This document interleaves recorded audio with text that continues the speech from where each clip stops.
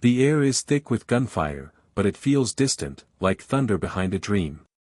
The hills of Tolima glow faintly under the dying sun, and a column of smoke twists toward the heavens, marking the end of a man who once believed he could buy eternity. José Gonzalo Rodríguez Gacha, El Mexicano, lies hidden beneath the chaos, a figure who had built his kingdom not from faith or heritage, but from ambition carved out of dust. Tonight, that ambition burns. There is something hauntingly beautiful about the way fire consumes what men love most. It does not rush. It dances. The soldiers do not yet know that the man they hunt has already crossed from myth to memory. Helicopters hover above the forest, their rotors slicing through the quiet valleys where cattle once grazed and laughter once echoed. In those same valleys, the empire of El Mexicano once rose, vast and golden, a monument to power that seemed untouchable. But power, like smoke, has no weight.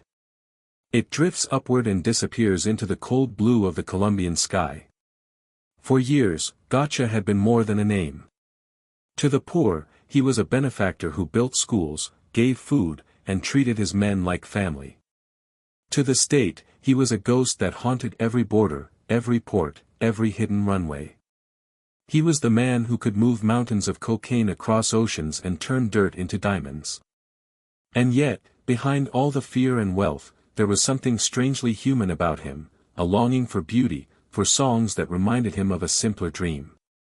They called him El Mexicano, not just for his love of Mexican culture, but because he seemed born from another legend, one stitched together with gold, guns, and destiny. The fire grows louder now. The soldiers close in.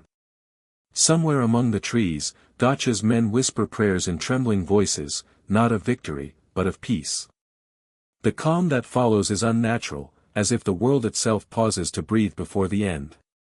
In that stillness, the story rewinds, not in chaos, but in serenity, back to the boy who once looked at the horizon and believed that beyond poverty lay something pure, something shining. Before the blood, before the emeralds, before Medellín, there was only José, the child who watched his father struggle to feed the family, who heard the distant hum of airplanes carrying fortunes, and who swore that one day, he would not be forgotten. The dream was never about violence. It was about escape. Escape from hunger, from insignificance, from the silence of forgotten towns. The flames flicker again, illuminating pieces of a lifetime, a gold chain melted into ash, a pistol half buried in mud, a photograph of his son scorched at the edges. Each object tells a story. Each one is part of a life that seemed destined to blaze briefly and vanish completely. His rise had been as impossible as his fall was inevitable. Yet in this moment of destruction, there is a strange peace, a sense that all debts have been paid, that every road he walked led precisely here. The narrator's voice lowers, the rhythm slow, like waves against the shore. The fire becomes background noise, a lullaby of endings. And through that quiet, we begin to understand who José Gonzalo Rodríguez Gacha really was, not merely a drug lord, not merely a criminal, but a man shaped by his country's broken promise. A dreamer who mistook gold for freedom. When history remembers him, it will speak in contradictions. To some, he was the embodiment of greed, to others, a symbol of rebellion. He defied presidents, built armies, and ruled through fear, but he also carried within him the gentleness of a man who never stopped dreaming of music in open land. In every contradiction lies his truth. As the flames rise higher, the jungle hums softly. The story has only just begun. The helicopters retreat, leaving behind silence and smoke that glows orange in the dusk. It feels like the end of something immense, but it is only the threshold, the doorway to understanding how a poor boy from Veraguas built a golden empire that the world could not ignore, and why. In the end, that empire had to burn. The narration drifts into calm reflection, almost a whisper. In a land where gold could buy everything but peace, José Gonzalo Rodríguez Gacha dreamed too brightly. And as the dream faded, it set the night on fire. The air is thick with gunfire, but it feels distant, like thunder behind a dream. The hills of Tolima glow faintly under the dying sun, and a column of smoke twists toward the heavens, marking the end of a man who once believed he could buy eternity. José Gonzalo Rodríguez Gacha, El Mexicano, lies hidden beneath the chaos, a figure who had built his kingdom not from faith or heritage, but from ambition carved out of dust. Tonight, that ambition burns. There is something hauntingly beautiful about the way fire consumes what men love most. It does not rush. It dances. The soldiers do not yet know that the man they hunt has already crossed from myth to memory. Helicopters hover above the forest, their rotors slicing through the quiet valleys where cattle once grazed and laughter once echoed. In those same valleys, the empire of El Mexicano once rose, vast and golden, a monument to power that seemed untouchable. But power, like smoke, has no weight. It drifts upward and disappears into the cold blue of the Colombian sky. For years, Gacha had been more than a name. To the poor, he was a benefactor who built schools, gave food, and treated his men like family. To the state, he was a ghost that haunted every border, every port, every hidden runway. He was the man who could move mountains of cocaine across oceans and turn dirt into diamonds. And yet, behind all the fear and wealth, there was something strangely human about him, a longing for beauty, for songs that reminded him of a simpler dream. They called him El Mexicano, not just for his love of Mexican culture, but because he seemed born from another legend, one stitched together with gold, guns, and destiny. The fire grows louder now. The soldiers close in. Somewhere among the trees, Gacha's men whisper prayers in trembling voices, not of victory, but of peace. The calm that follows is unnatural, as if the world itself pauses to breathe before the end. In that stillness, the story rewinds, not in chaos, but in serenity, back to the boy who once looked at the horizon and believed that beyond poverty lay something pure, something shining. Before the blood, before the emeralds, before Medellín, there was only José, the child who watched his father struggle to feed the family, who heard the distant hum of airplanes carrying fortunes, and who swore that one day, he would not be forgotten. The dream was never about violence. It was about escape. Escape from hunger, from insignificance, from the silence of forgotten towns. The flames flicker again, illuminating pieces of a lifetime, a gold chain melted into ash, a pistol half buried in mud, a photograph of his son scorched at the edges. Each object tells a story. Each one is part of a life that seemed destined to blaze briefly and vanish completely. His rise had been as impossible as his fall was inevitable. Yet in this moment of destruction, there is a strange peace, a sense that all debts have been paid, that every road he walked led precisely here. The narrator's voice lowers, the rhythm slow, like waves against the shore. The fire becomes background noise, a lullaby of endings. And through that quiet, we begin to understand who José Gonzalo Rodríguez Gacha really was, not merely a drug lord, not merely a criminal, but a man shaped by his country's broken promise. A dreamer who mistook gold for freedom. When history remembers him, it will speak in contradictions. To some, he was the embodiment of greed, to others, a symbol of rebellion. He defied presidents, built armies, and ruled through fear, but he also carried within him the gentleness of a man who never stopped dreaming of music and open land. In every contradiction lies his truth.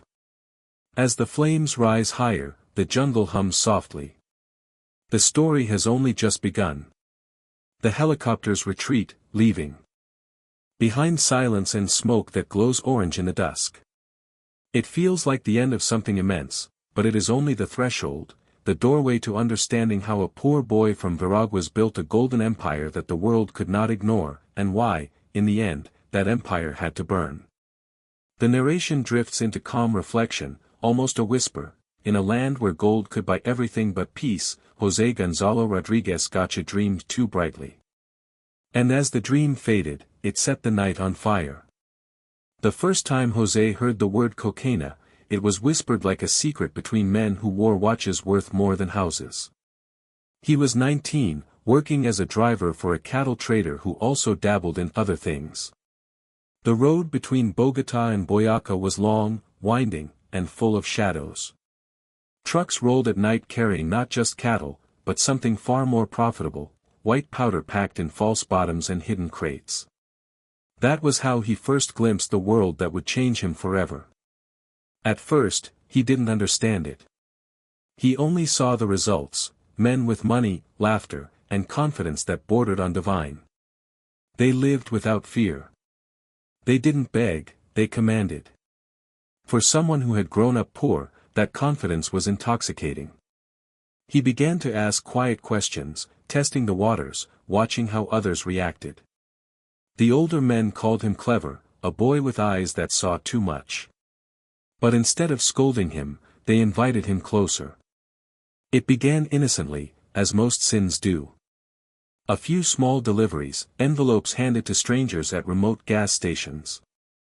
José didn't know the details, and he didn't ask. What he knew was that every trip doubled his pay. He told himself it was temporary, just enough to send money home. Yet each time, the thrill grew.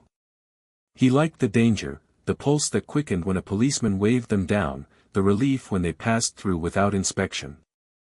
Fear became familiar, even pleasant. It made him feel alive. In those years, the drug trade in Colombia was still in its infancy. Cocaine was the secret treasure of a few daring smugglers who sent small quantities north, earning fortunes overnight. The risks were enormous, but so were the rewards. José saw men go from beggars to kings in a matter of months. They built mansions on hillsides, bought horses, and threw parties that lasted for days. And behind every story of sudden wealth, there was always one thing in common, the product they called white gold. He began spending time around the emerald mines in Muzo and Boyaca, where the line between legality and crime was thin as dust. The miners fought daily, not just for gems, but for survival. There, José met the kind of men who understood power, smugglers, dealers, killers, and dreamers. They saw in him not just ambition but discipline. He wasn't reckless like most, he was patient. He could wait, watch, and move when the time was right.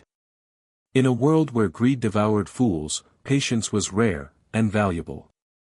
One evening, sitting in a dim cantina, José overheard a conversation that would define his path.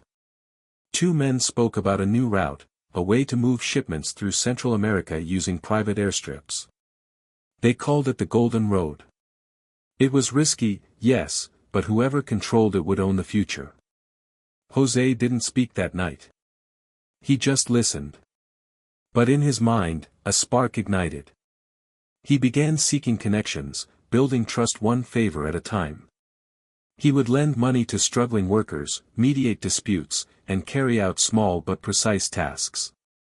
He became known for keeping his word, an unusual trait in that business. Men started to rely on him. Slowly, he built a network of drivers, guards, and informants. He learned routes, faces, and secrets. Knowledge was currency, and José was getting rich in it. There were close calls. Once, his truck was stopped at a military checkpoint. The soldier asked what he was carrying. José smiled, offered him coffee, and chatted calmly about the rain. He didn't flinch once, even though beneath the truck's wooden planks lay 30 kilograms of cocaine wrapped in burlap. When the soldier waved him through, José drove on in silence, his hands steady on the wheel. That night, the men who worked for him called him cold-blooded. He took it as a compliment. With every successful run, his confidence grew. He started to see patterns others missed, the weaknesses of border patrol schedules, the greed of customs officers, the best days to move shipments undetected. He realized that this wasn't chaos, it was business. A dangerous one, yes, but still business. And like any business, it rewarded intelligence more than violence. What fascinated him most was the hierarchy behind it all. At the top were the capos, men like Escobar and the Ochoas, who controlled routes like emperors. Below them were layers of lieutenants, pilots, and soldiers. He studied them from afar, memorizing how they operated. They reminded him of the landowners back home, commanding respect through wealth, not bloodline. He didn't envy them, he was preparing to join them. The transformation happened quietly. The boy who once carried cattle now carried fortunes. His accent softened, his clothes changed, his manner grew measured and deliberate. He was still humble outwardly, but inside, he had already crowned himself. He had tasted the world of shadows and found it sweeter than sunlight. Yet, not everything was gold. With money came attention. Rivals noticed him. Rumors spread. Once, a man tried to cheat him on a deal. José handled it personally. The man disappeared, and the rumor stopped. It was the first time José crossed the line between business and blood. He didn't celebrate it, didn't speak of it, but something inside him shifted forever. Violence, he learned, was not chaos, it was control. By his mid-20s, Gacha had become a name whispered in confidence among traffickers. He wasn't yet a king, but he was no longer a pawn. He moved freely between emerald traders, ranchers, and smugglers, bridging worlds that rarely mixed. His reputation grew not from noise but from precision. People said he could move a mountain of cocaine and leave no trace. The nights grew longer, the profits larger. He stopped sending money home. He no longer thought about Veraguas or the boy he used to be. He was building something vast, something golden. But beneath that calm, a storm was forming, one that would soon sweep him into the heart of Colombia's darkest empire. For now, he was content to drive through the night, the road stretching endlessly ahead, his headlights carving a path through the fog. The smell of the jungle mixed with gasoline and promise. He didn't know it yet, but he was no longer following a dream. The dream was following him. They called him El Mexicano, and at first, the name was only a joke. He had taken to wearing wide, brimmed hats, playing ranchera music on the radio of his truck, and humming along to old Vicente Fernandez songs while counting his earnings. But soon, the nickname stuck, partly because of his fascination with Mexican culture, and partly because of the legend he was beginning to weave around himself. José Gonzalo Rodríguez Gacha was not a man content with being invisible anymore. He was crafting an identity, one that would protect him, empower him, and eventually, consume him. It started when he met a group of Mexican smugglers in Bogotá who were working with the Colombians to move cocaine through Central America. They were flamboyant, confident, and stylish in a way that commanded attention. They wore leather boots, silver belt buckles, and always carried an aura of danger dressed as charm. José admired them, not for their violence, but for their self-assurance. They reminded him of the cowboys from the songs he had grown up listening to, men who faced death with a smile and rode into the sunset with gold in their saddlebags. He began imitating their manners, their accents, even their sayings. He would toast with tequila instead of rum, speak with drawn-out vowels, and address his friends as compadre. There was something liberating in becoming someone else, someone mythic. The transformation wasn't about vanity, it was strategy. The world of crime thrived on symbols, and José understood that better than most. A name, a story, a mask, these could inspire loyalty or fear long before a bullet ever did. As his reputation spread, so did the legend of El Mexicano. The name carried a rhythm that people remembered. It sounded foreign, mysterious, powerful. To his men, it became a sign of pride. Working for El Mexicano meant working for a man who commanded respect even among the capos of Medellín. To his enemies, it became a warning. When the Mexican was mentioned, silence followed. He invested in horses, sombreros, and gold-studded saddles imported from Jalisco. His ranches began to resemble haciendas from northern Mexico, decorated with bright colors, fountains, and statues of charros. Every wall told a story, paintings of bulls, dancers, and golden landscapes. It was theatrical, yes, but beneath the extravagance was a meticulous design. He wanted to be more than a trafficker. He wanted to be a figure. A man of folklore. Still, there was something genuine in his obsession. José loved the idea of the Mexican outlaw, the man who lived by his own code, loyal to his word, generous to the poor, merciless to traitors. It reflected his own contradictions. He was building his morality as he built his empire, uneven, romantic, and brutal. His fascination grew deeper when he began dealing directly with Mexican cartels. These were not simple traders, they were businessmen cloaked in corruption, owning airstrips, hotels, and shipping companies. The first meetings were cautious, handshakes under dim lights, suitcases of money exchanged without words. But soon, respect blossomed between them. José's efficiency impressed them. He didn't talk much, didn't boast, but every delivery arrived on time, every promise was kept. In return, they opened new routes for him, roads that cut through Central America and reached the United States. Cocaine flowed north, dollars flowed south. The profits multiplied beyond imagination. In less than a year, José became one of the wealthiest men in Colombia, though few outside the underworld even knew his name. He celebrated in his own way. He built a grand estate in Pacho, Cundinamarca, modeled after a Mexican ranch.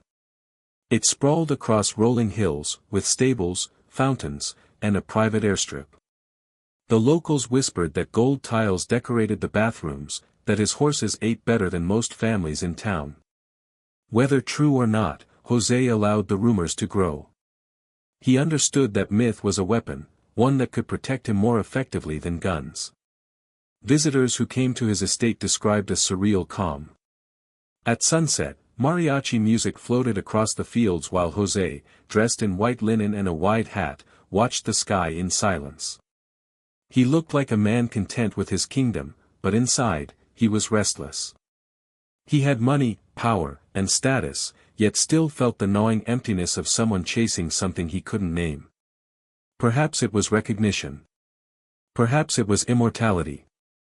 There were nights when he would sit alone on his balcony, nursing a bottle of tequila, humming along to El Rey, I Still Have the Crown. The lyrics spoke to him. In a world that judged him as criminal, the song reminded him that he had made himself king. It was that belief, whispered again and again in solitude, that hardened into conviction. But with every new layer of legend came another layer of danger. Law enforcement began taking notice. His operations were growing too large to remain invisible. His allies in Medellín, Escobar, the Ochoas, Letter, admired his discipline, yet they also feared his independence. He was too quiet, too self-contained, too unpredictable. To the government, he was a name they couldn't yet place, to the cartels, he was an ally who might one day become a rival. Still, José maintained a calm facade. He knew the value of patience, the art of silence. When questioned by police, he would smile and offer them coffee, speaking softly, politely, as though they were guests at his home. He never raised his voice, never lost his temper. To him, violence was not a display, it was a last resort. The name El Mexicano became both armor and prophecy. It allowed him to blend legend with reality until even he couldn't tell where one ended and the other began. The poor adored him, they saw in him a reflection of every man who had been ignored by the powerful. The rich despised him but feared to say so. And in the dark corridors of the drug trade, the name echoed with respect that bordered on awe. As the years passed, his empire expanded across borders, but the man himself became harder to read. Beneath the polished charm and cultural obsession, there was a growing solitude. The more he built, the further he drifted from the world of ordinary people. He had become a myth in his own lifetime, sculpted by his own hands. But myths are dangerous things, they demand endings worthy of their grandeur. And though El Mexicano did not yet know it, the identity he had created would one day shape not only his empire's power but also its destruction. For now, under the gentle hum of the Colombian night, José Gonzalo Rodríguez Gacha sat surrounded by luxury, mariachi music echoing through the valleys. He closed his eyes and smiled faintly.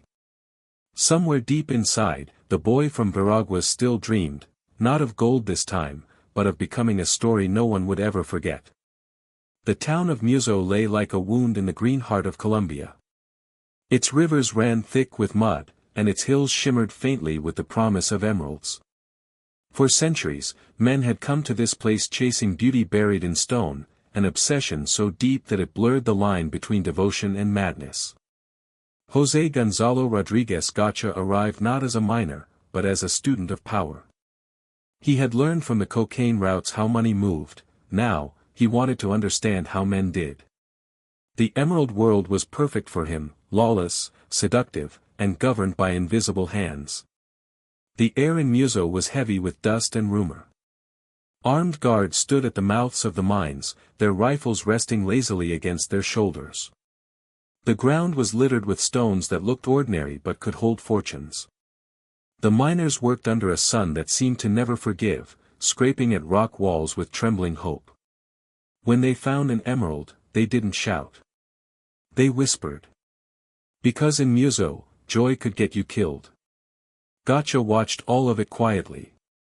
He saw how the mines were controlled not by the government, but by local bosses, men who ruled through intimidation and generosity. They funded schools, gave food to the poor, and killed without hesitation. To them, violence was not cruelty, it was currency. It kept the peace in a world where law had long ceased to matter. José understood that logic immediately. It was the same principle that had guided his life since Veraguas: control through fear, loyalty through bread. At first, he entered the emerald trade as a buyer, pretending to be a simple businessman from Bogotá. He carried himself with humility, never showing too much wealth. But within weeks, he began to understand the intricate economy that lived beneath the surface. The mine owners controlled extraction, the smugglers controlled export, and in between stood the middlemen, the true power brokers who could turn stones into gold. José became one of them. He learned to read stones the way others read faces. A faint hue, a glimmer under candlelight, a certain coldness in the gem, all revealed its worth. Soon, he could tell a valuable emerald from a worthless one at a glance. But more importantly, he learned to read men: who was desperate, who was proud, who could be bought, who would betray. The mines were not about gems, they were about psychology. Violence was constant, but it was rarely chaotic. Disputes were settled with bullets, but only after quiet negotiations failed. José admired that structure. It was brutal, but it was honest. There were rules, codes, even rituals. Men who broke them were erased quickly and cleanly. He saw in the emerald world a reflection of the underworld he already knew, but older, almost sacred. These were not gangsters, they were warlords in green dust. Within months, José was no longer an observer. He began to finance operations, supplying weapons to one faction, paying for protection from another. He didn't take sides, he sold to all. It was a dangerous game, but it allowed him to map every corner of Muso's power. He discovered that emeralds traveled the same routes as cocaine, often in the same hands. The connection was irresistible. One night, as the miners slept under the open sky, José walked through the camp with a flashlight. He stopped beside a pit where an older worker sat alone, turning a small stone between his fingers. The man said softly, "You can spend your life here and never find one. Or you can find one and lose your life for it." José smiled faintly and replied, "Then the trick is to own the mine, not the stone." The old man didn't answer, but in his silence, José saw understanding, and fear. Word spread quickly: there was a new player in Muso, quiet and dangerous, with pockets deep enough to buy peace or war. They called him El Mexicano even there, and the name carried weight.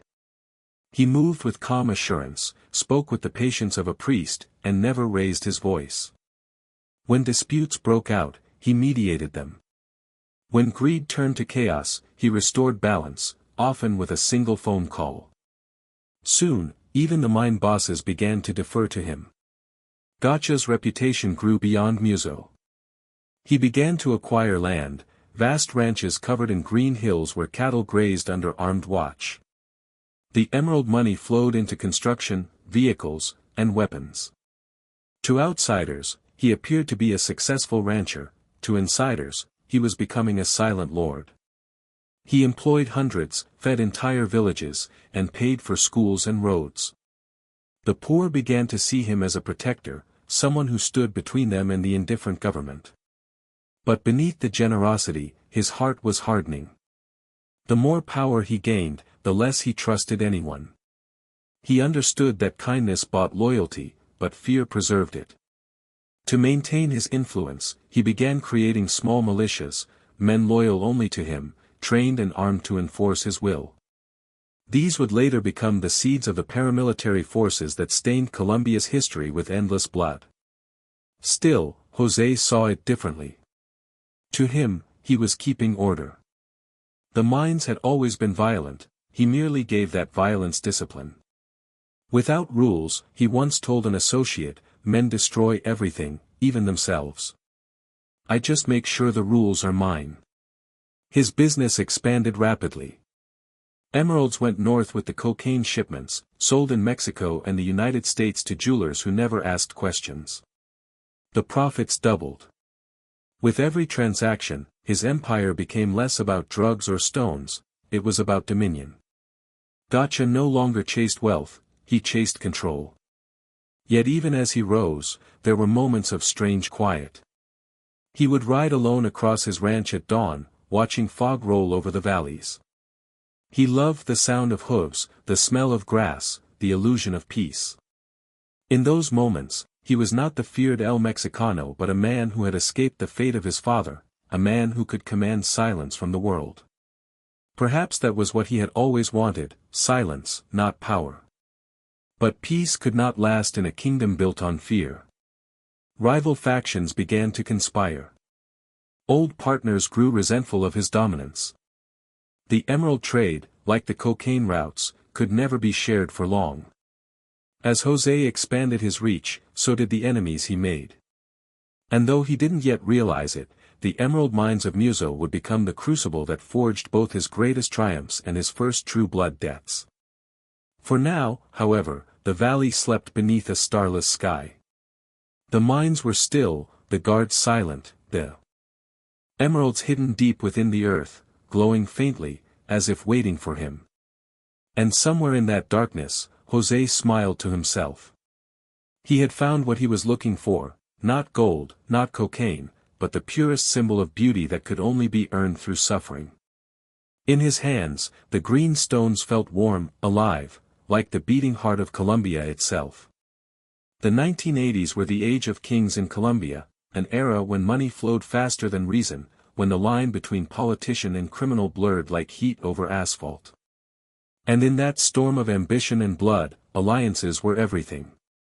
For José Gonzalo Rodríguez Gacha, the Emerald King turned smuggler, it was time to choose his side. The world of emeralds had taught him how to command respect, but the world of cocaine was different. It was no longer a trade, it was an empire. And at its throne sat a man whose name whispered through every corner of the underworld, Pablo Escobar. When Gacha first met Escobar, it was not in the gold and marble of the mansions history loves to describe. It was in a small ranch house on the outskirts of Medellín, surrounded by farmland and guarded by men with the same quiet alertness that Gacha himself inspired. The meeting was arranged through intermediaries, brokers who recognized that the two men shared more than greed. They shared vision.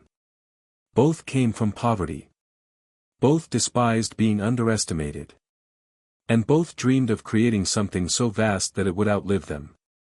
Escobar greeted him like an equal, not an underling. He was younger but already a legend. The air between them was calm yet charged, like two storms recognizing each other. Over coffee, they spoke of routes, logistics, and politics. But underneath those practicalities lay something deeper, an understanding that they could build an empire no government could touch.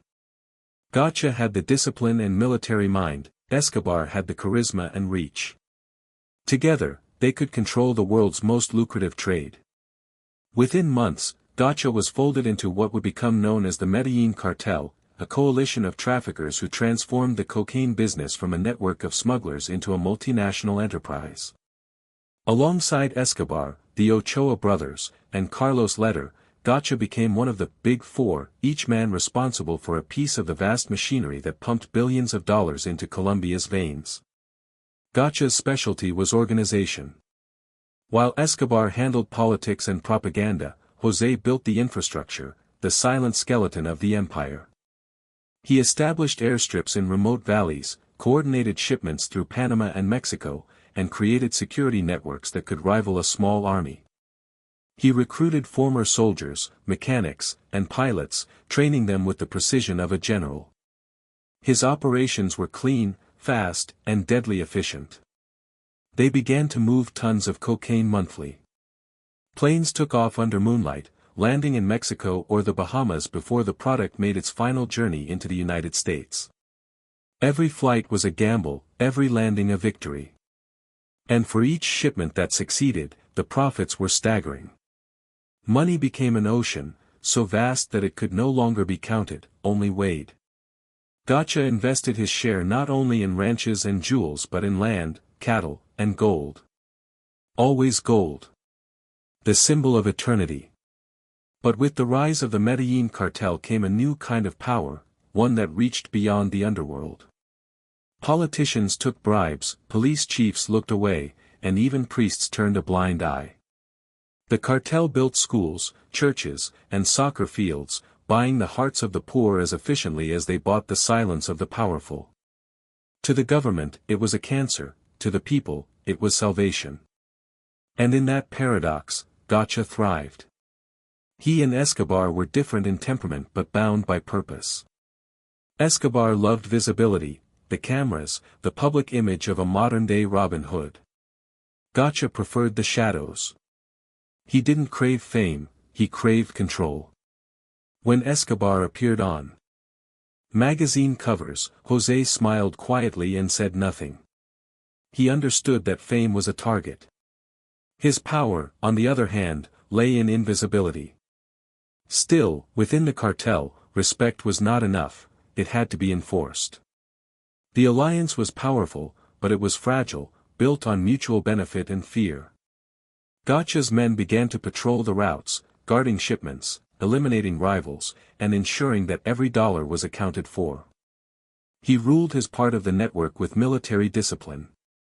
Disobedience was punished swiftly, betrayal without mercy.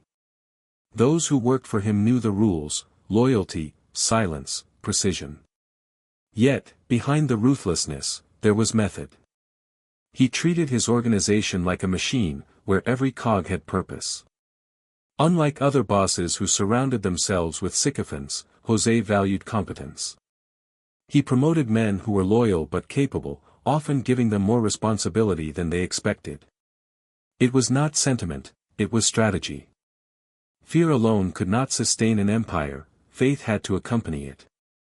One of his most significant contributions to the cartel was his innovation in transportation. Gacha was the first to suggest using large commercial-style planes for bulk shipments, stripping them down and disguising them as agricultural aircraft. He invested in radar technology, radio systems, and even built false farms to mask the airstrips. His genius was in detail. Every step of his operation reflected the patience of a man who understood that in the underworld, chaos kills faster than bullets. The profits transformed him. His ranches became cities unto themselves, complete with private zoos, air hangars, and luxurious villas. Yet, amid all this wealth, he retained a strange austerity. He dressed simply, spoke softly, and rarely drank.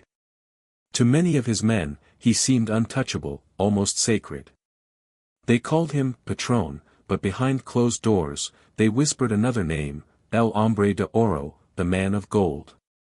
Still, even in his moments of calm, José understood that the empire they were building had limits. He saw how the United States was increasing pressure, how the Colombian government was slowly aligning with foreign intelligence. The future would not be as easy as the past. He began to stockpile weapons, heavy artillery, grenades, even rocket launchers. His estates became fortresses. He trained his men not just to transport cocaine, but to fight. He was preparing for a war that had not yet begun. And he was right to prepare. The first cracks in the alliance were already forming. Letter's recklessness attracted too much attention. Escobar's ambition reached too far into politics. The Ochoas grew nervous, torn between loyalty and survival. Gacha, ever the realist, began to sense the shift. He knew empires built on fear eventually collapse under their own weight. Still, he could not turn back. The money, the power, the machinery, he had built too much to abandon it. At night, in his quiet study, he would sometimes take out a single emerald and place it on his desk beside a bar of gold. He would stare at both, as if comparing them. The emerald, delicate and radiant, symbolized beauty. The gold, solid and eternal, symbolized power. Between them lay the contradiction of his life, the dreamer and the tyrant, the poet and the executioner. Outside, the world was changing. But for now, the Medellín Cartel stood like a mountain. Its roots reached deep, its peak lost in clouds of wealth and fear. And somewhere beneath that mountain, El Mexicano smiled in silence. He had risen from dust to become one of the architects of history's greatest criminal empire.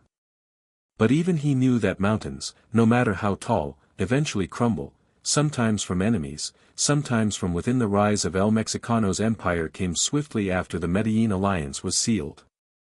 From the air, his ranches looked like scattered kingdoms, green expanses of land stretching to the horizon, dotted with stables, private runways, and fountains shaped like golden horses.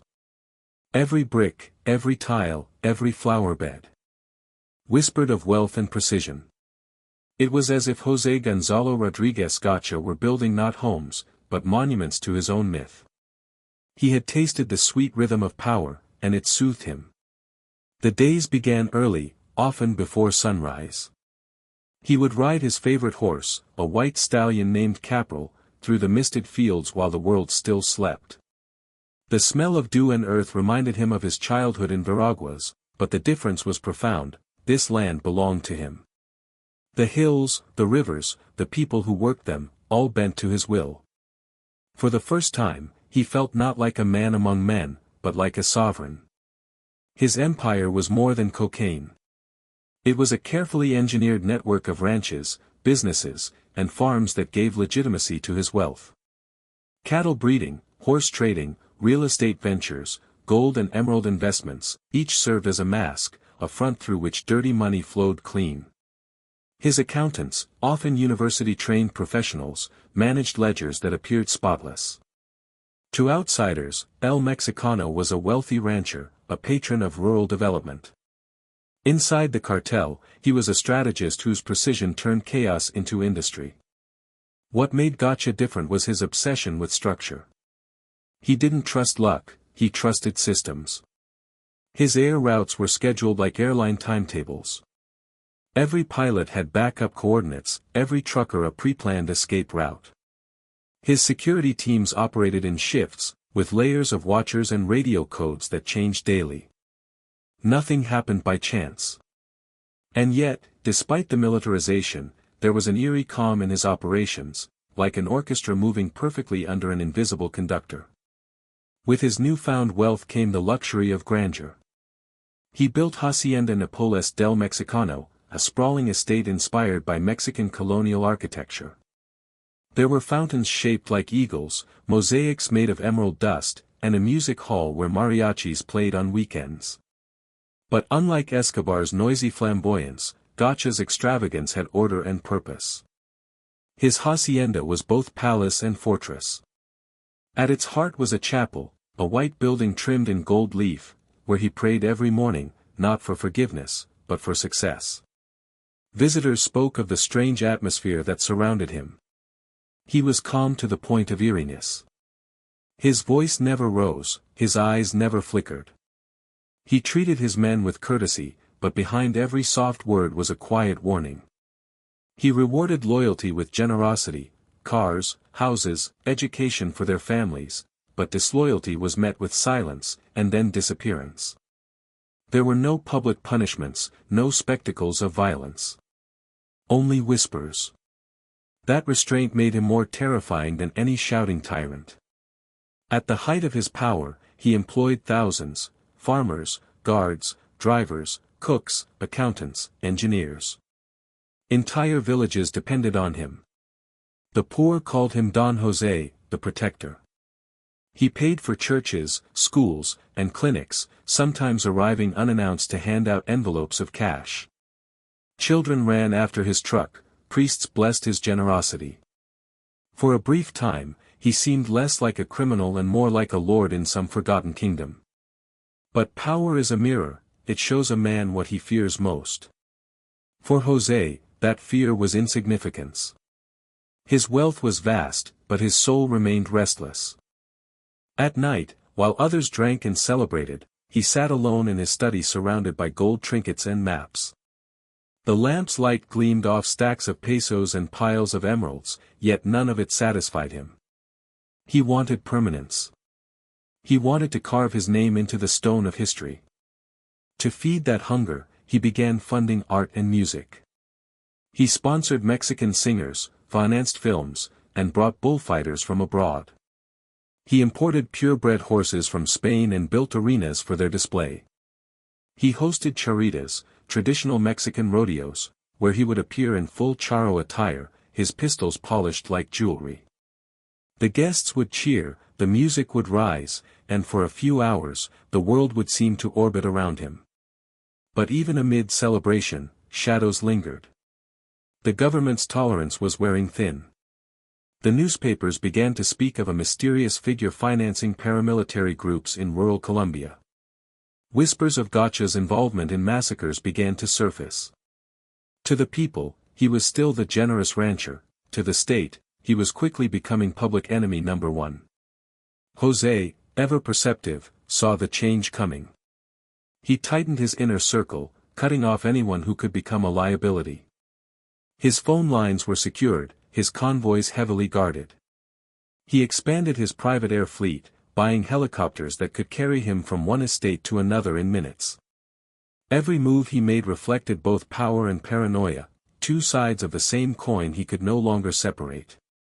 Yet, for all the danger surrounding him, there was still tranquility in his demeanor. He moved through the world like a man who believed fate had already chosen his path. In interviews and rumors that survived him, those who knew him often described the same thing: his calm. The stillness that unnerved even his allies. It was as though he had found peace in the inevitability of violence, as though he knew that empires like his could only burn, but until that day came, he would live as if he were immortal. His golden empire was reaching its zenith. Cocaine flowed through his airstrips, emeralds glittered in his vaults, politicians dined at his tables. The boy from Veraguas had built the life he had dreamed of, surrounded by gold, admired by thousands, feared by all. Yet somewhere deep within, the same silence from his childhood fields remained, the silence of a man who had conquered everything except his own longing. One evening, standing on the balcony of his ranch, he watched the horizon melt into gold under the dying sun. The air was warm, still, and heavy with the smell of sugarcane. He closed his eyes, listening to the distant hum of music and laughter from the courtyard below. For a brief moment, he felt complete. Then, almost imperceptibly, he smiled. Because he knew that beauty and danger were twins, and he had embraced them both. And so, under the soft Colombian twilight, El Mexicano's empire gleamed like gold, and, like gold, it shimmered with both brilliance and fragility. The foundation was strong, the riches endless, but beneath the calm surface, the cracks were forming. Soon, the man who built his world from dust would learn that empires of gold are also empires of fire. In his world, it was the only currency more valuable than gold. Money could buy silence, but loyalty could buy time, and in the world he ruled, time was life. Every man who worked under him understood that the code of El Mexicano was sacred. There were only two kinds of people, those who were with him completely, and those who no longer existed. He believed loyalty was not demanded, it was earned through fear, respect, and fairness, an unsettling trinity that defined his reign. Gacha had built his empire on precision, but it was sustained through human devotion. His men didn't just follow him out of obligation.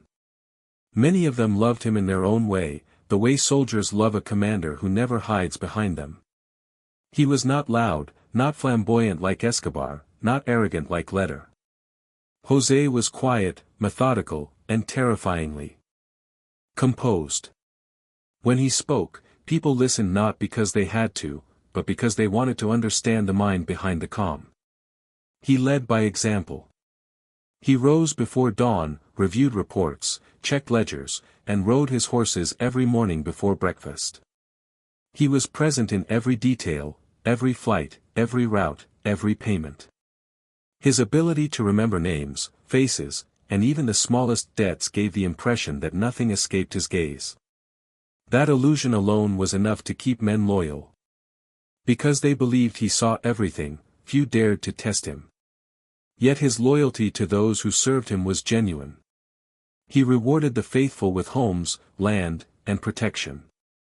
Many of his men came from the same rural poverty he had escaped. He saw himself in them, the hunger in their eyes, the desperation for a better life. He gave them what no government ever had: security, belonging, purpose. In towns forgotten by the state, Gacha's name replaced law itself. If a family was wronged, they went to El Mexicano, not the police.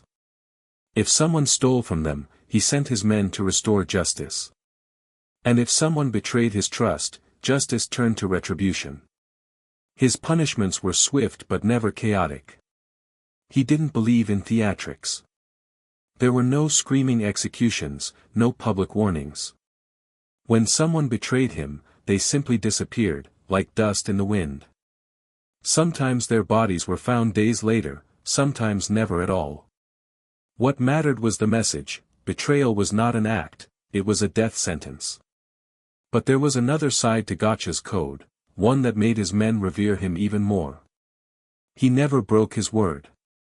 If he promised something, he fulfilled it, even if it cost him. Once, a small-time farmer helped him escape an ambush by hiding him and his son in a barn. Weeks later, when Gacha returned, the man's entire village had been threatened by soldiers searching for cartel collaborators. José relocated every family, built them new homes, and gave the farmer a ranch of his own. He never mentioned it again. To him, gratitude needed no witness. These acts of quiet generosity built a mythology stronger than fear. To the people in the countryside, he became a symbol of justice, a man who balanced the scales between the poor and the powerful. Songs were written about him, stories passed around campfires about how El Mexicano could appear from nowhere to punish the corrupt. The myth blurred the man, and Gacha did nothing to correct it. He understood that legends could do what bullets could not: they could make men obey willingly. His closest circle, however, knew that beneath the calm and kindness lived a different creature, a strategist who believed that mercy was a weapon to be used sparingly. His trust had layers. At the outer rim were his soldiers, paid well and easily replaced. Closer in were his lieutenants, bound to him by blood and money. But at the core was a handful of men and one son, Freddy, who were the only people he truly allowed into his thoughts. Even then, trust was conditional, earned daily. There were rules to serving El Mexicano, and they were simple but absolute: never lie. He could forgive failure, but never deceit. Never steal from the business. Every peso had a purpose. Never harm an innocent without cause. Violence, to him, had to be disciplined, purposeful. Never talk to the police, even when dying. Breaking these rules meant erasure. But following them meant a kind of protection that felt divine. His men knew he would defend them even against the government. When the army captured one of his pilots, José bribed his release within a week. When another was killed, he paid for the funeral and sent money to the family for life. In this way, he turned criminals into believers. Still, there were nights when he looked at himself in the mirror and saw what his code had cost him. He had surrounded himself with loyalty so absolute that it left no room for friendship. Everyone around him feared him too much to love him honestly. And yet, he couldn't live without that fear: it was the glue that kept the empire intact. He had built a world where loyalty was everything, but love was impossible. Even his relationship with his son was a reflection of that paradox. He loved Freddie fiercely, but he raised him in the same code: discipline over comfort, strength over vulnerability. Freddie adored him, followed him everywhere, mimicked his gestures. In the boy's eyes, Gacha saw both pride and tragedy. He knew that the life he had built was a fortress that would someday become a prison, not just for himself but for his bloodline. As the empire expanded, maintaining loyalty became harder. New men joined who hadn't grown up with him, who didn't share his history or values. They were loyal to money, not to him. José sensed the shift immediately. He could feel the temperature of trust cooling around him. Small betrayals began to surface: missed deliveries, secret deals, whispers exchanged between allies. Each one stung not because of the loss, but because of what it revealed. The foundation of fear was beginning to crack. In response, he grew quieter. His calm became heavier, his smile rarer. He began to speak less in meetings, letting silence do the work of intimidation. Silence had always been his favorite weapon. It forced men to reveal themselves. But somewhere deep down, he knew the truth. Empires built on loyalty eventually crumble under the weight of ambition. And though he would fight it with everything he had, the same men who once swore oaths in his name would one day turn those oaths into smoke. For now, though, the world of El Mexicano remained still. His men obeyed, his enemies trembled, and his code held strong. The emeralds glittered, the cocaine flowed, and the legend grew. The night settled over his ranch, calm and golden, like the silence before a storm. The emerald mines of Colombia had always been a battlefield disguised as business.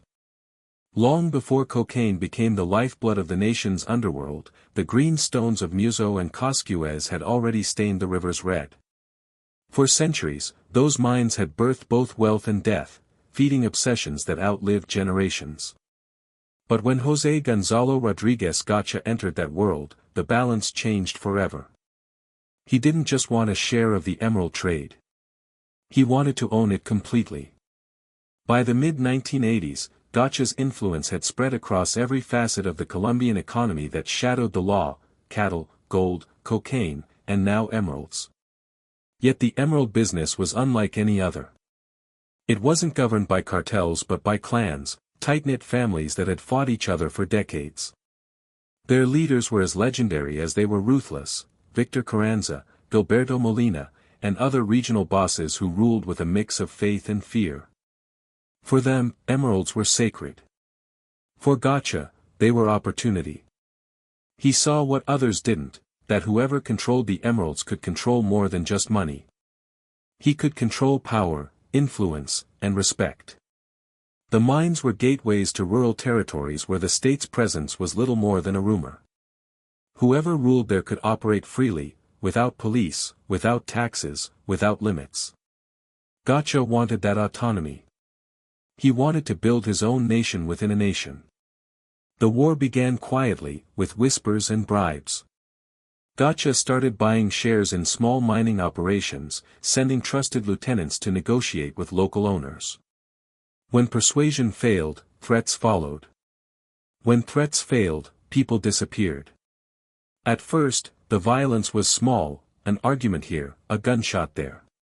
But soon, the quiet hills of Boyaca and Muso began to echo with a constant rhythm of gunfire. Entire villages fled.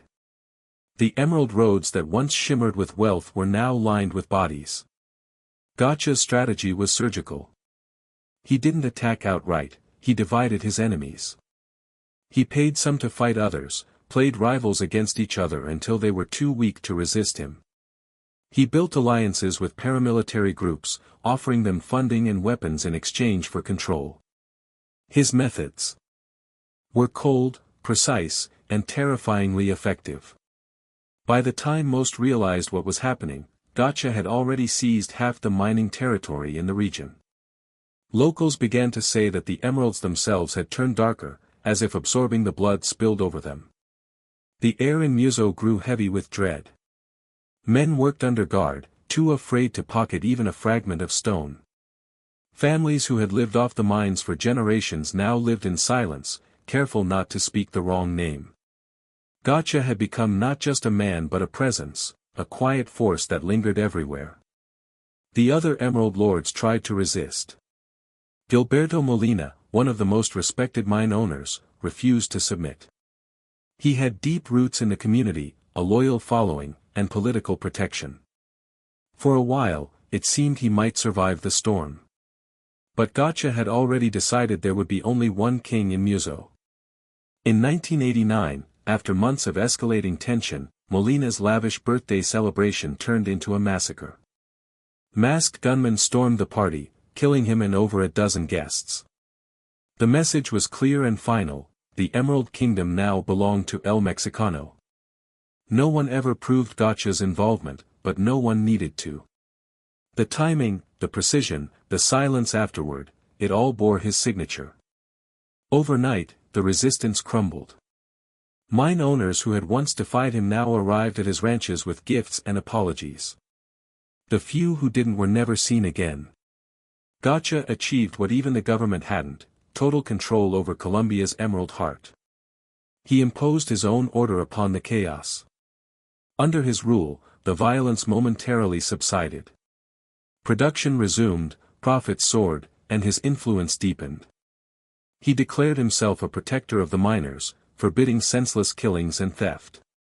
But peace under Gacha was an illusion, a stillness enforced by fear. He established law through his private armies, and those laws were simple: work, obey, and never steal from El Mexicano. The people both feared and admired him. They said he could walk through the mines alone without protection, and no one dared touch him. Some claimed that even the emerald seemed to glow brighter when he approached, as if the earth itself recognized its master. In a land haunted by greed, that kind of myth was more powerful than any gun. Yet with power came paranoia. The more territory he gained, the more enemies emerged: government forces, rival cartels, jealous allies. Even within the Medellín organization, whispers began that Gacha was becoming too independent. Escobar himself, though an ally, began to worry that El Mexicano might one day turn his army and wealth toward his own ambitions. José heard the whispers, of course. He always did. But he didn't confront them. Instead, he focused on fortifying his emerald stronghold. He increased his private militias, equipping them with machine guns and military-grade explosives. His forces were no longer smugglers, they were soldiers.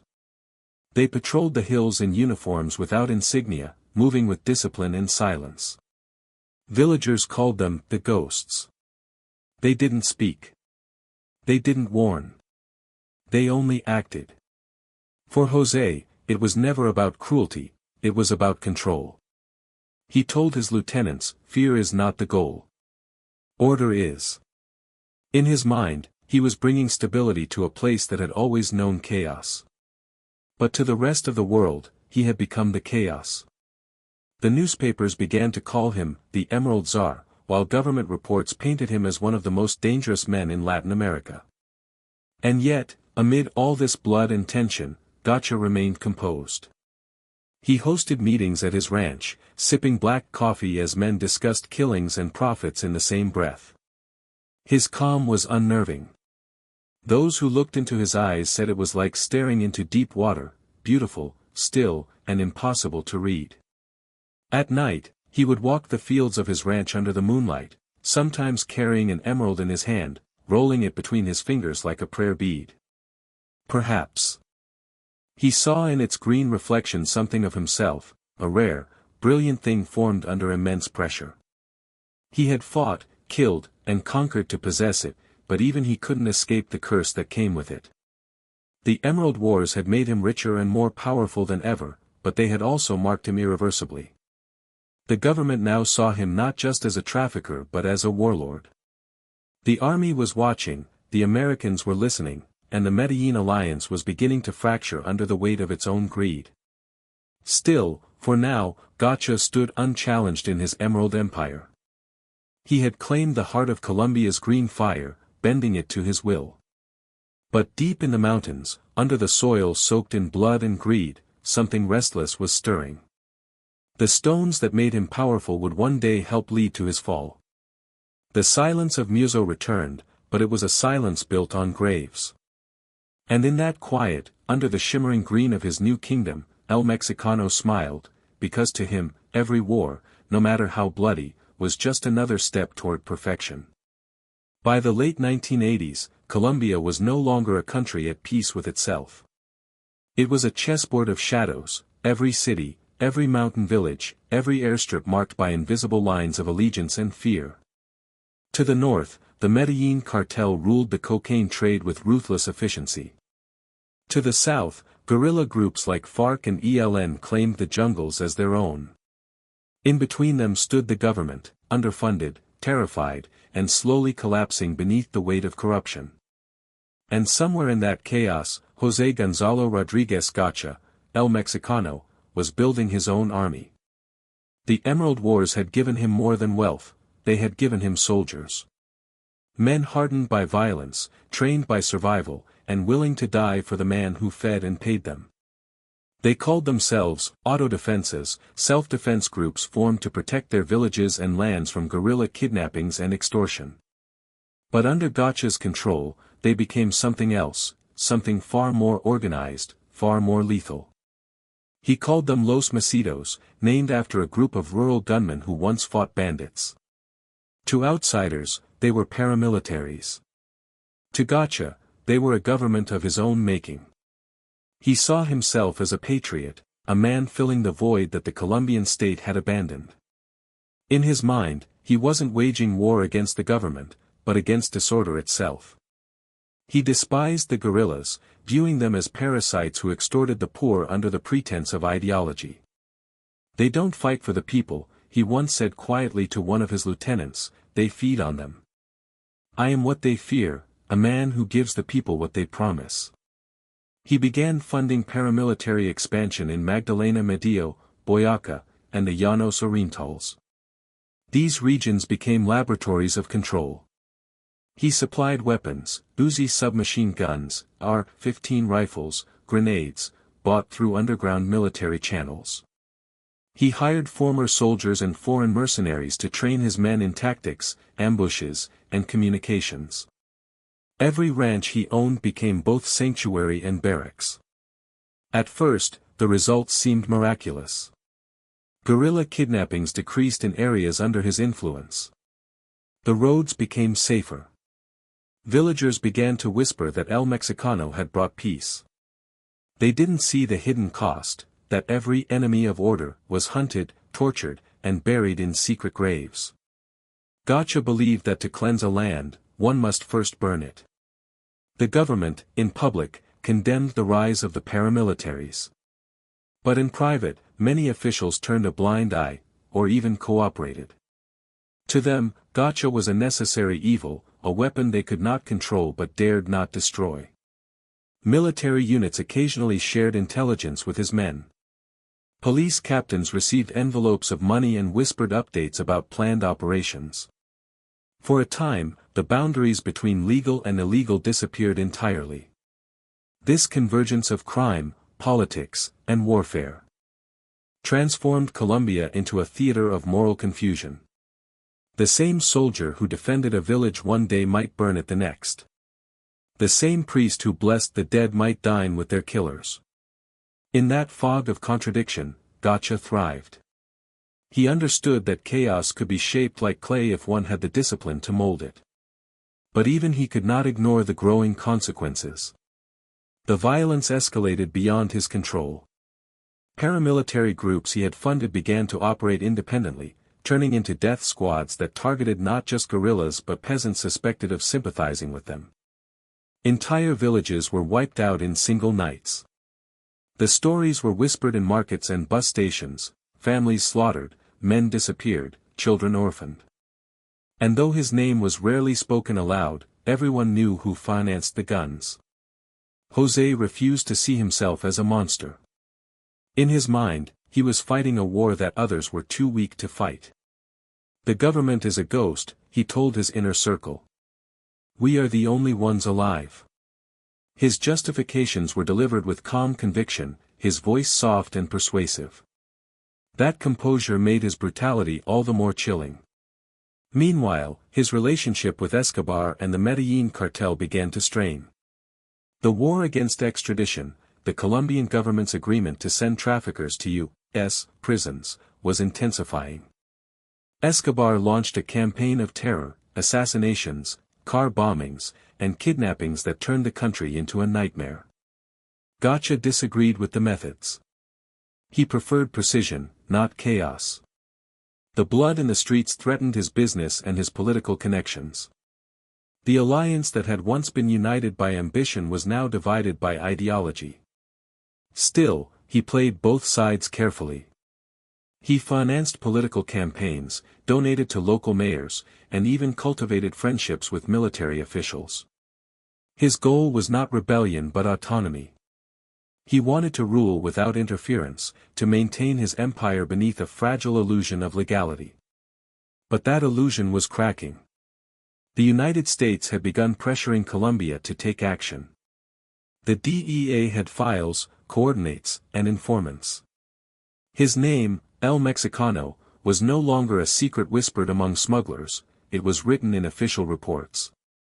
The army began moving into territories he once considered his own. Helicopters circled his ranches, convoys patrolled his roads. The media labeled him, the financier of death, a title that both fascinated and enraged him. He saw himself as a builder, not a destroyer. Yet every structure he built, every school, every road, every airstrip, was paid for with blood. In the towns that owed him their prosperity, the people still adored him. When soldiers came looking for him, villagers misled them, hiding his men, sending false directions. To them, he was not a criminal but a protector. Mothers prayed for him, children sang songs using his name like a talisman. The contradiction was total, a murderer loved like a saint. By 1989, the government could no longer ignore him. His militias had grown too powerful, his name too public, his wealth too vast. He had crossed from criminal enterprise into open rebellion. And though he refused to see it that way, he was now at war with the nation itself. Still, El Mexicano remained calm. In meetings, he told his men that the army could not kill him because they need me more than they know. But there was doubt in his eyes now, a flicker of something new. He had built his empire like a fortress, but even fortresses have doors, and every door has a key. Somewhere, someone was already turning it. At night, he would walk through his gardens under the moonlight, the scent of orchids and gunpowder blending in the warm air. The frogs croaked softly in the ponds, the wind rustled through the sugarcane, and for a few moments, he could almost forget the blood. He had brought order to chaos, but it was an order built on bones. The politics of blood had caught up with him. And in a country drowning in violence, even the quietest man eventually becomes an echo. They were called Los Macitos, Los Tiznados, Los Magnificos, names that blurred together in the dust and gunfire of the Colombian countryside. To the government, they were paramilitaries. To the villagers, they were ghosts.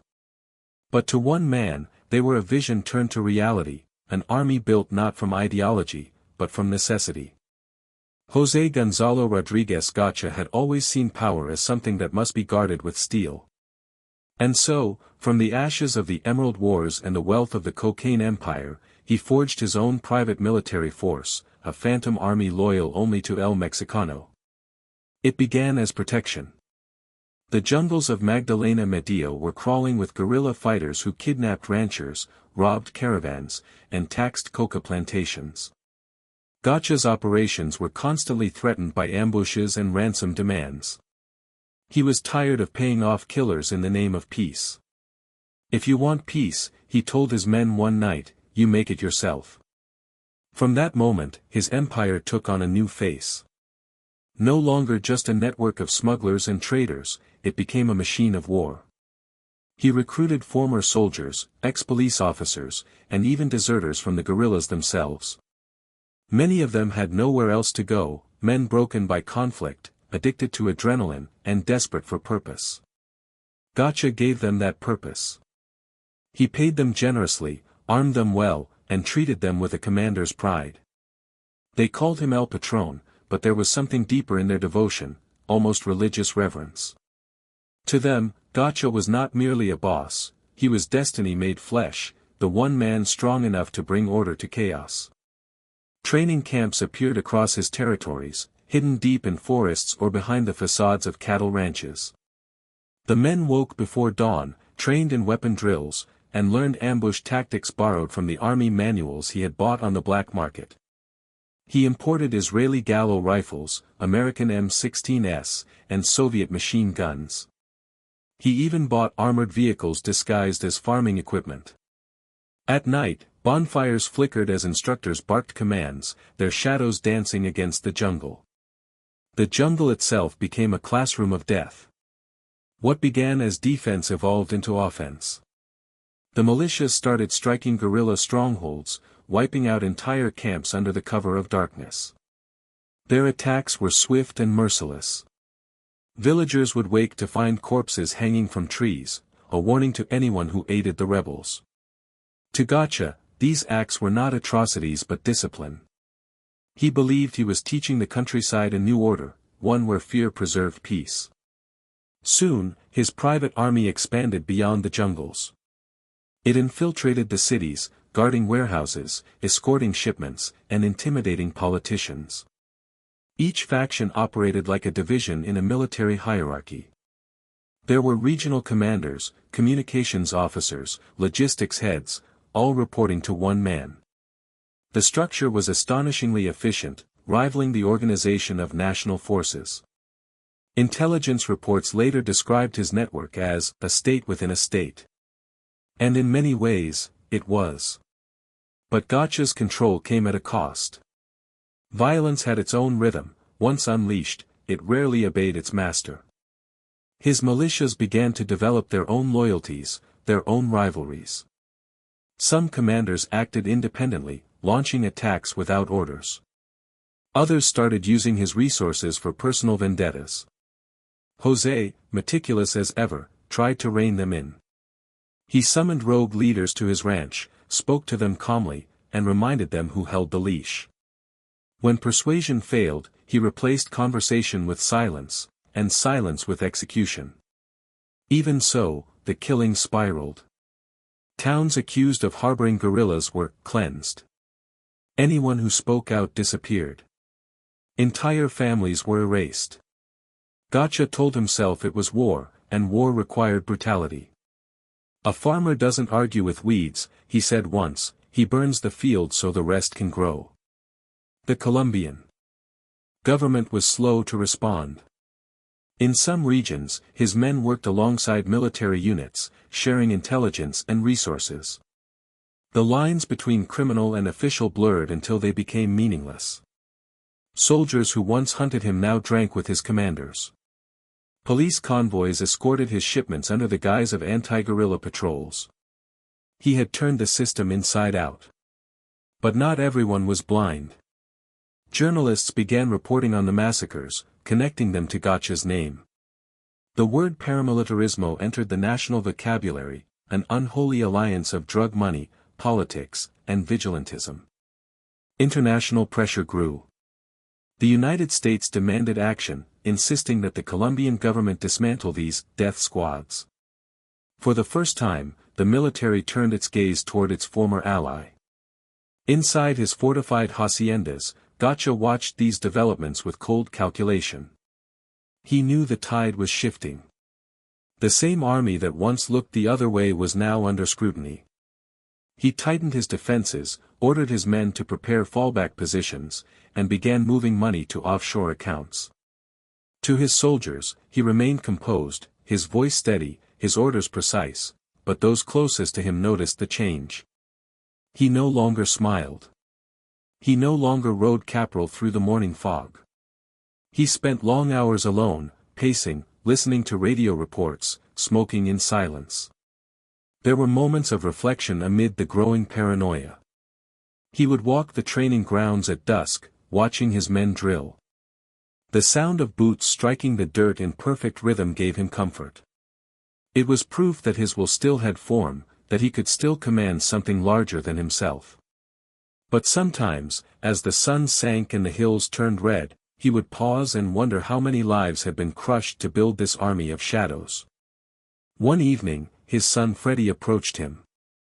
The boy was nearly grown now, handsome, sharp-eyed, and devoted to his father. "Papa," he said softly, "why do they call us killers when we protect our people?" Gacha didn't answer immediately. He looked at the horizon, where smoke from a burned village drifted like a thin scar across the sky. "Because," he said at last, "they don't see what we build, they only see what we break." Freddie didn't respond. He didn't need to. The silence between them said everything. The phantom armies grew restless. The government began closing in, the DEA feeding intelligence to the Colombian military. Former allies turned informants. Some of Gacha's trusted lieutenants were captured and forced to talk.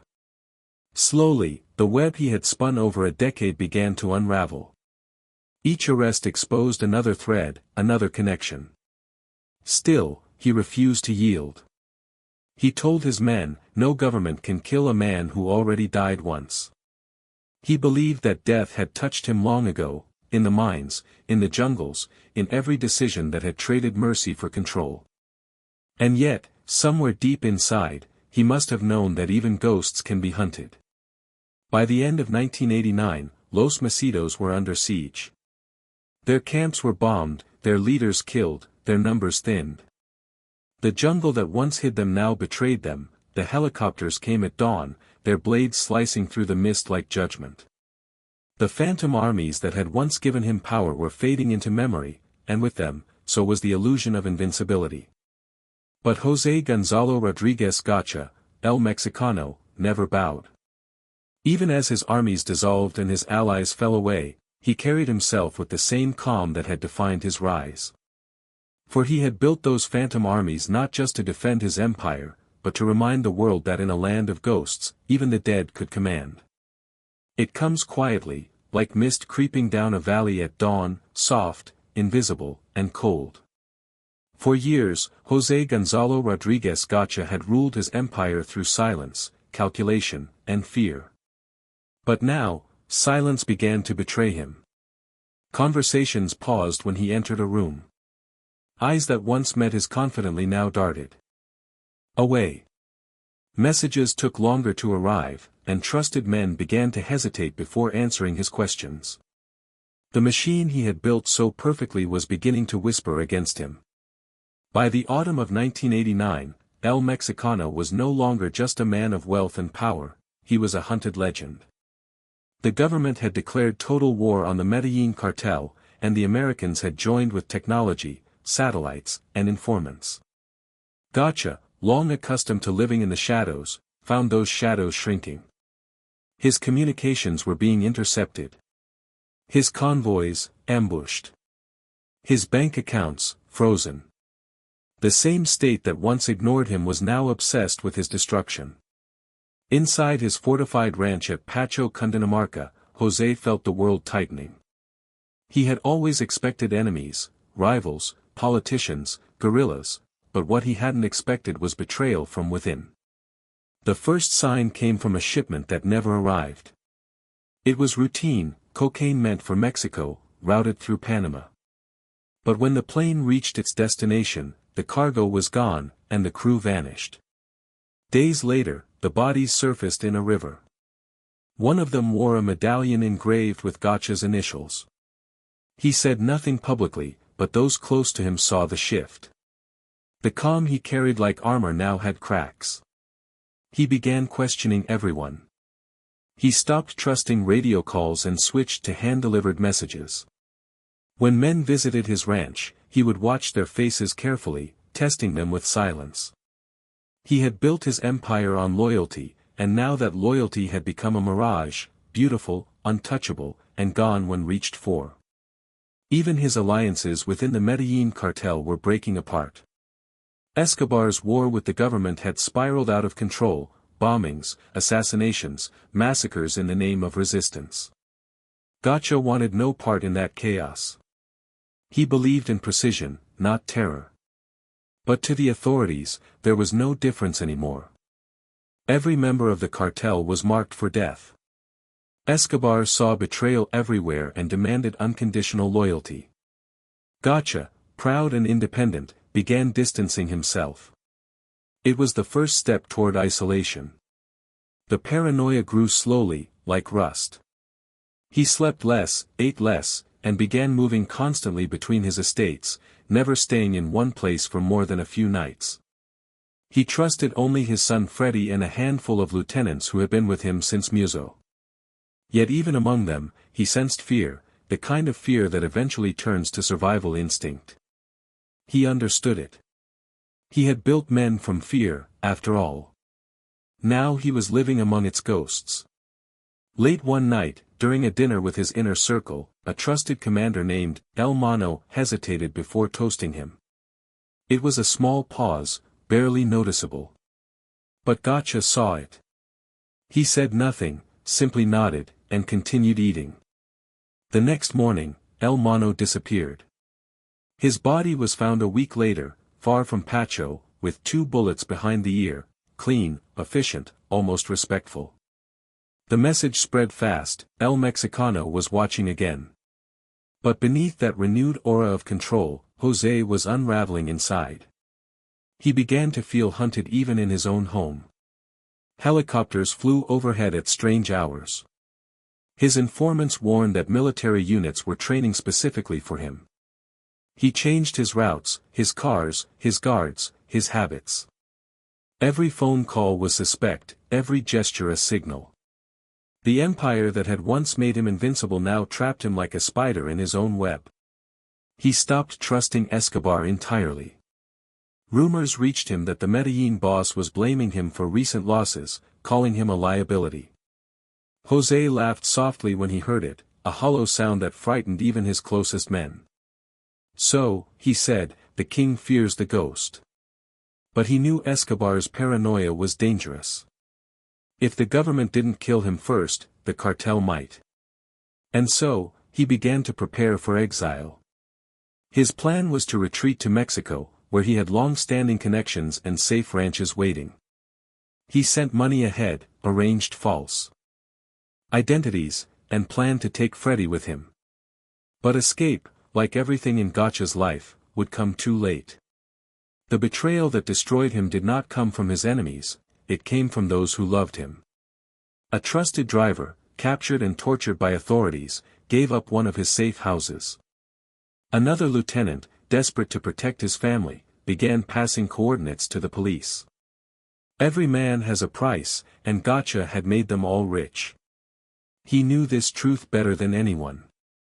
It was the cruel symmetry of his life, that the money which built his empire would also buy his death. In his final weeks, he withdrew completely. The once bustling ranches fell silent. The mariachis were dismissed. The parties stopped. The fountains that once sparkled under golden light now gathered dust and stillness. He rarely spoke. When he did, it was only to Freddy, in soft, measured tones. He told him stories of Veraguas, of the days before the empire, before the blood. Freddy listened quietly, not realizing his father was saying goodbye in fragments. The men who still guarded him noticed the change. Their leader, once untouchable, now seemed mortal, haunted by something unseen. One night, a guard entered his study to find him staring at a single emerald on his desk, the stone glinting green under the lamp. Beautiful, José murmured without looking up, but cursed. Everything that shines has a shadow. The guard said nothing. The next day, that guard deserted his post and vanished. The pressure was suffocating now. The army was closing in. Informants fed the government his locations, helicopters began circling closer to his territories. He moved with Freddy to Tolima, seeking refuge in the countryside that reminded him of his youth. But this was no longer the peaceful land of his childhood, it was a cage closing around him. The betrayals had drained him of trust, but not of will. He still carried himself with the composure of a man who had accepted his fate. They can kill me, he told Freddy one morning, but they can't erase me. His voice was calm, without pride or fear. Just truth. In those final days, the walls of his empire collapsed like sandcastles under the tide. His money could no longer buy safety. His soldiers were scattered, hunted, or dead. The allies who once toasted him in gold now toasted to his downfall in silence. The legend of El Mexicano was fading, not in flames yet, but in whispers, whispers that would soon turn to gunfire. And still, in the heart of that collapse, José Gonzalo Rodríguez Gacha remained eerily serene. He had lived too long by the law of inevitability to be surprised by it. For a man who had built his life on loyalty, betrayal was the only ending that ever made sense. The Medellín Cartel, once the most powerful criminal syndicate in the world, was beginning to fall apart. The year was 1989, a year soaked in blood, betrayal, and the slow, grinding collapse of an empire built on cocaine and terror. For nearly a decade, the cartel had ruled Colombia like an invisible government. It had controlled politicians, bought judges, silenced journalists, and outgunned the army. But now, the empire's heartbeat was faltering. Every man who had once seemed untouchable was now a target. And for José Gonzalo Rodríguez Gacha, El Mexicano, the walls were closing in faster than ever. The shift began with fear. Not fear of rivals, nor of the government, but of the Americans. The United States had declared war on the Medellín Cartel, and the Colombian government, under relentless pressure, was forced to act. The new policy was simple: total extermination. Extradition treaties were reinstated, military raids intensified, and intelligence operations grew sharper. No one was safe. For the first time, the cartel's leaders, Escobar, the Ochoas, Gacha, and others, were hunted like animals. The unity that had once bound these men together began to disintegrate under pressure. Escobar, always the showman, responded with open war. Bombs exploded in cities, assassinations became daily news, and fear consumed the nation. But Gacha, pragmatic and disciplined, disagreed with the chaos. He despised Escobar's recklessness. Every explosion, he once muttered to a lieutenant, kills money. For Gacha, violence had always been a tool of control, not spectacle. He believed that the key to survival was invisibility, quiet strength, not noise. But Escobar's war turned the spotlight on them all. The government didn't care who had ordered which attack; to them, every capo was part of the same beast. Even Gacha's operations, which had run like clockwork for years, began to crumble under the weight of exposure. His planes were seized, his accounts traced, his men arrested. The state, once blind and corrupt, had learned how to see. Meetings of the cartel, once filled with laughter, music, and plans for expansion, now became tense, paranoid affairs. Escobar shouted about betrayal. The Ochoas argued about surrender. Carlos' letter had already fallen, captured and extradited to the United States. The empire was cracking like a mirror, each shard reflecting a different madness. Gacha sat silently through these meetings, his calm unnerving the others. When Escobar demanded they unite and fight, José simply said, "A dying lion roars the loudest. I prefer silence." That silence, however, was misunderstood. To Escobar, it was defiance. To others, it was cowardice. Rumors began spreading that Gacha was planning to flee to Mexico, abandoning the cartel and taking his fortune with him. Some even said he was negotiating with the government. Whether true or not, the whispers spread like poison. In an organization built on fear and mistrust, even a rumor could be a death sentence. The truth was simpler, and far sadder. Gacha was tired. He had built everything he dreamed of and more: wealth beyond measure, armies at his command, and the respect of millions. Yet, in the end, he found himself trapped inside the very empire he had created. His days were filled with coded messages, false reports, and endless movements from one safe house to another. He could no longer trust anyone, not even the air around him. Outside, the country burned. The bombing of Avianca Flight 203, a terrorist act ordered by Escobar, had killed over 100 innocent people. The government's rage turned absolute. The military received blank checks, the Americans sent advisors, and the hunt intensified. To the state, the Medellín Cartel was no longer a criminal network, it was a plague to be wiped from the earth. And Gacha, with his private armies and paramilitary ties, was now one of the most wanted men in the country. He still commanded respect among his men, but fear was now their only loyalty. Soldiers whispered of betrayal, of army units closing in. Helicopters flew low over the jungles. Trucks filled with soldiers passed down roads that once belonged to him. Every sound at night felt like an omen. One evening, while reviewing maps in his study, Gacha turned to his son Freddy and said softly, "This isn't business anymore. It's judgment." His voice carried no anger, just resignation. He knew what was coming. Every empire he had admired, every legend he had studied, ended the same way, in betrayal and fire. The Medellín alliance was no longer an empire but a battlefield of egos. Escobar wanted dominance. The Ochoas wanted survival. Gacha wanted out. He began preparing his escape, liquidating assets, sending gold and emeralds across borders through old smuggling routes. He even explored the idea of settling permanently in Mexico, where he still had powerful connections and loyal partners. But the net was tightening too fast. His informants warned him that even his Mexican allies were being pressured by the DEA. The safe havens he had built were no longer safe. And then came the final blow. The government discovered one of his main communication hubs. Dozens of his men were captured.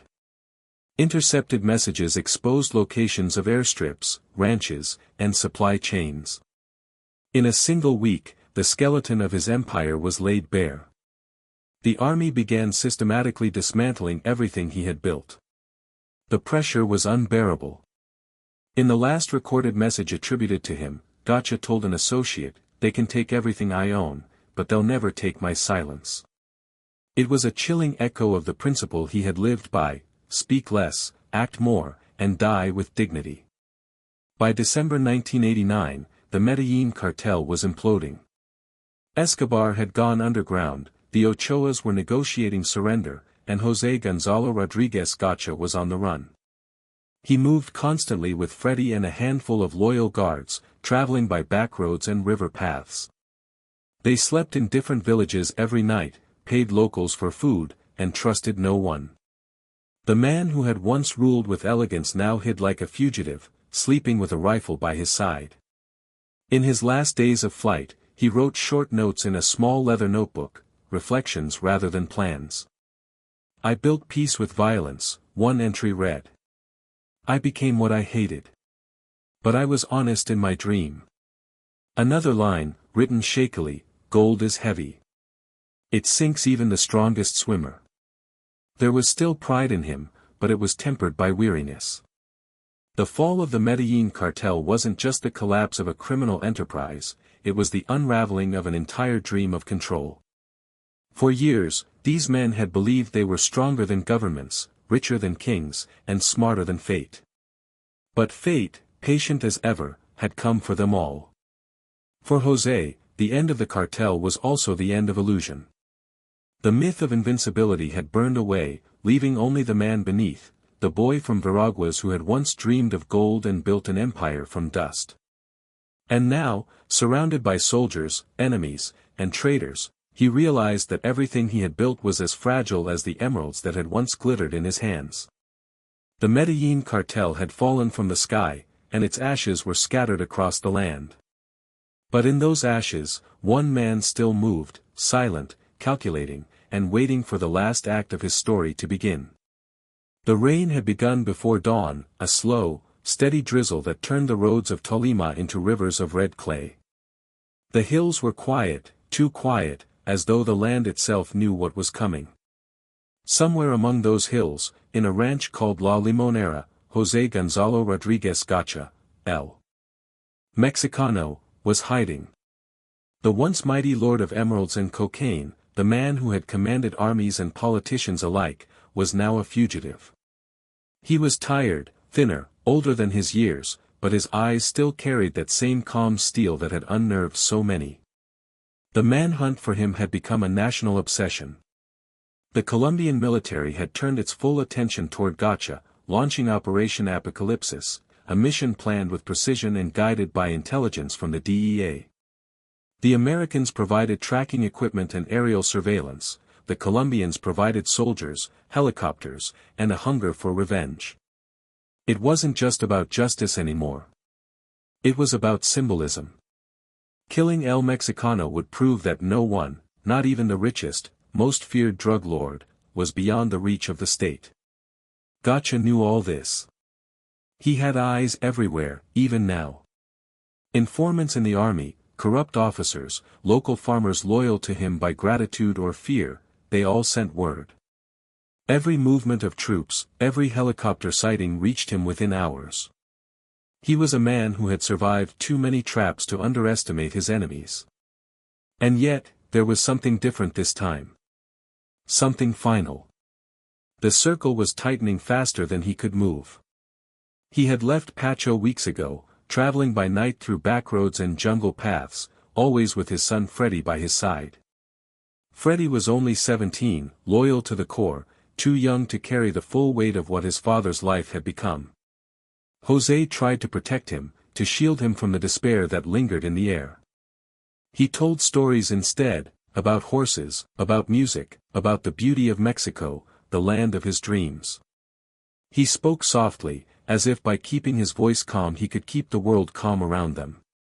But even his calm couldn't silence the growing sound of pursuit. The army was closing in, moving through Tolima province with ruthless efficiency.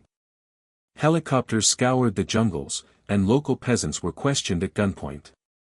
Villagers spoke of soldiers moving like ghosts, of radio chatter filled with the name El Mexicano. Every road seemed blocked, every safe house compromised. Gacha could feel the invisible net tightening around him, thread by thread. His remaining men, no more than a dozen now, were loyal but nervous. They had seen the newspapers, heard the radio broadcasts announcing the deaths of their comrades. The once invincible Medellín Cartel was collapsing. Escobar was in hiding, the Ochoas were negotiating surrender, and José, once its most disciplined general, was now the last great target left in the open. Some of his men begged him to flee to Panama or Venezuela. Others whispered about surrender. But Gacha refused both. "No man chases his shadow," he said quietly. "And I am already a shadow." Despite the chaos, he maintained his rituals. Each morning he woke early, cleaned his weapons, and rode a horse for a short while, just to feel the wind. He shaved carefully, dressed neatly, and sat down for breakfast with Freddy as though they were at home in Pacho. His discipline never faltered, even as the world around him crumbled. To the end, he clung to the idea that dignity was the one thing his enemies could not take. Then came December 15, 1989. The day the hunt finally found him. It began with a radio transmission intercepted by the army, coordinates, relayed from a local informant, pointing to a rural estate in Tolima. Within hours, the sky filled with the sound of helicopters. Convoys rolled out from military bases, carrying elite commandos, special forces, and police units. The mission was simple: locate, surround, and eliminate. No negotiations. No prisoners. Gacha's scouts spotted the movement too late. By noon, he knew the army was within a few kilometers. He gathered his men inside the house and spoke in his usual calm tone. "If you stay, you die like men," he said. "If you run, you die like dogs." There was no anger in his voice, only resignation, like a teacher explaining a lesson already learned. He turned to Freddy and looked at him for a long time. "You don't have to stay," he whispered. But Freddy shook his head. "Where you go, I go." José smiled faintly and placed a hand on his son's shoulder. "Then we'll go together." By early afternoon, the first gunfire erupted. The soldiers moved in tight formation, their boots sinking into the wet clay. Gacha's men fired from the windows and tree lines, their bullets echoing through the valley. For a while, it seemed as though the old magic had returned, that impossible defiance that had once made him untouchable. But this time, the enemy was everywhere. Helicopters circled overhead, spraying bullets into the trees. The house shook with explosions. Inside, Gacha remained composed. He moved through the rooms with the calm of a man who had already accepted death. He gave orders quietly, precisely: cover the east side, move ammunition to the back room, keep Freddy behind him. His mind was still sharp, still strategic. He even managed to shoot down one of the army's helicopters, a brief moment of triumph in a hopeless fight. But the end was inevitable. The soldiers advanced relentlessly. Grenades shattered the walls. Smoke filled the rooms. The air smelled of gunpowder and earth. Freddy, trembling but determined, stayed close to his father. When a bullet grazed his arm, José grabbed him, pulled him close, and whispered something no one else heard. Witnesses later said his face showed no fear, only an odd peace, as though the fire he had carried all his life was finally cooling. As the troops closed in, Gacha made his final move. He led Freddy out the back, toward the stables, trying to reach a nearby truck. But a helicopter spotted them. Machine gun fire tore through the air, hitting the ground in bursts. Freddy fell first. José turned back instantly, dragging his son behind cover. More gunfire followed, shattering wood and soil. The soldiers approached slowly now, cautious but certain. They found two bodies near the fence, father and son, both riddled with bullets. Gacha's rifle lay beside him, his hand still resting on the barrel. Some say he was shot in the head while shielding Freddy. Others claim he turned the gun on himself to deny his enemies the satisfaction. The truth, like the man himself, was swallowed by legend. When the gunfire ceased, the valley fell silent. The rain had stopped, and only the sound of helicopters filled the air. Soldiers gathered around the bodies, unsure whether to feel victory or something else. The man they had hunted for years, the ghost who had once ruled Colombia's underworld, lay still in the mud. His eyes were open, fixed toward the horizon. They radioed the news to Bogotá. Objective neutralized, one voice said flatly. El Mexicano is dead. Within hours, the media descended on the site. Cameras flashed, journalists shouted, and soldiers posed with the bodies. The once dreaded name of José Gonzalo Rodríguez Gacha became a headline, a symbol, a photograph splashed across the world's newspapers. The empire of gold and fire had ended not in a mansion or courtroom, but in a muddy field, under a gray sky. And yet, for those who had known him, for his men, his friends, even his enemies, his death didn't feel like the end of a man. It felt like the closing of a myth. A story written in blood and ambition, now sealed by silence. As the last helicopter lifted off, carrying his body away, the wind rose and swept across the valley, scattering dust and leaves over the ground where he had fallen.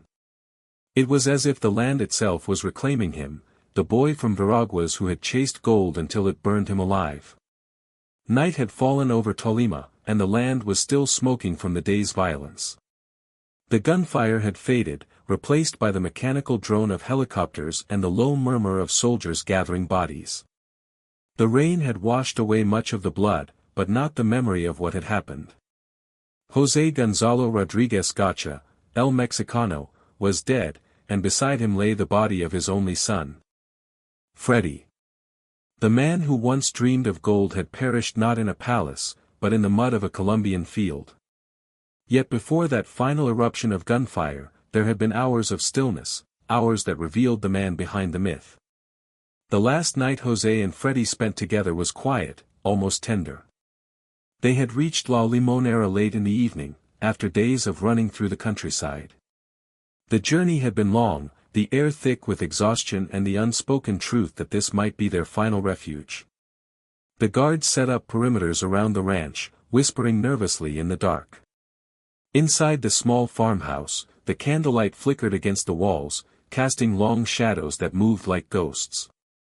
Freddy sat at a wooden table, cleaning his father's pistol.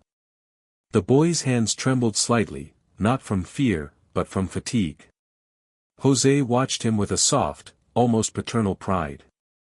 "You clean it like a soldier," he said quietly.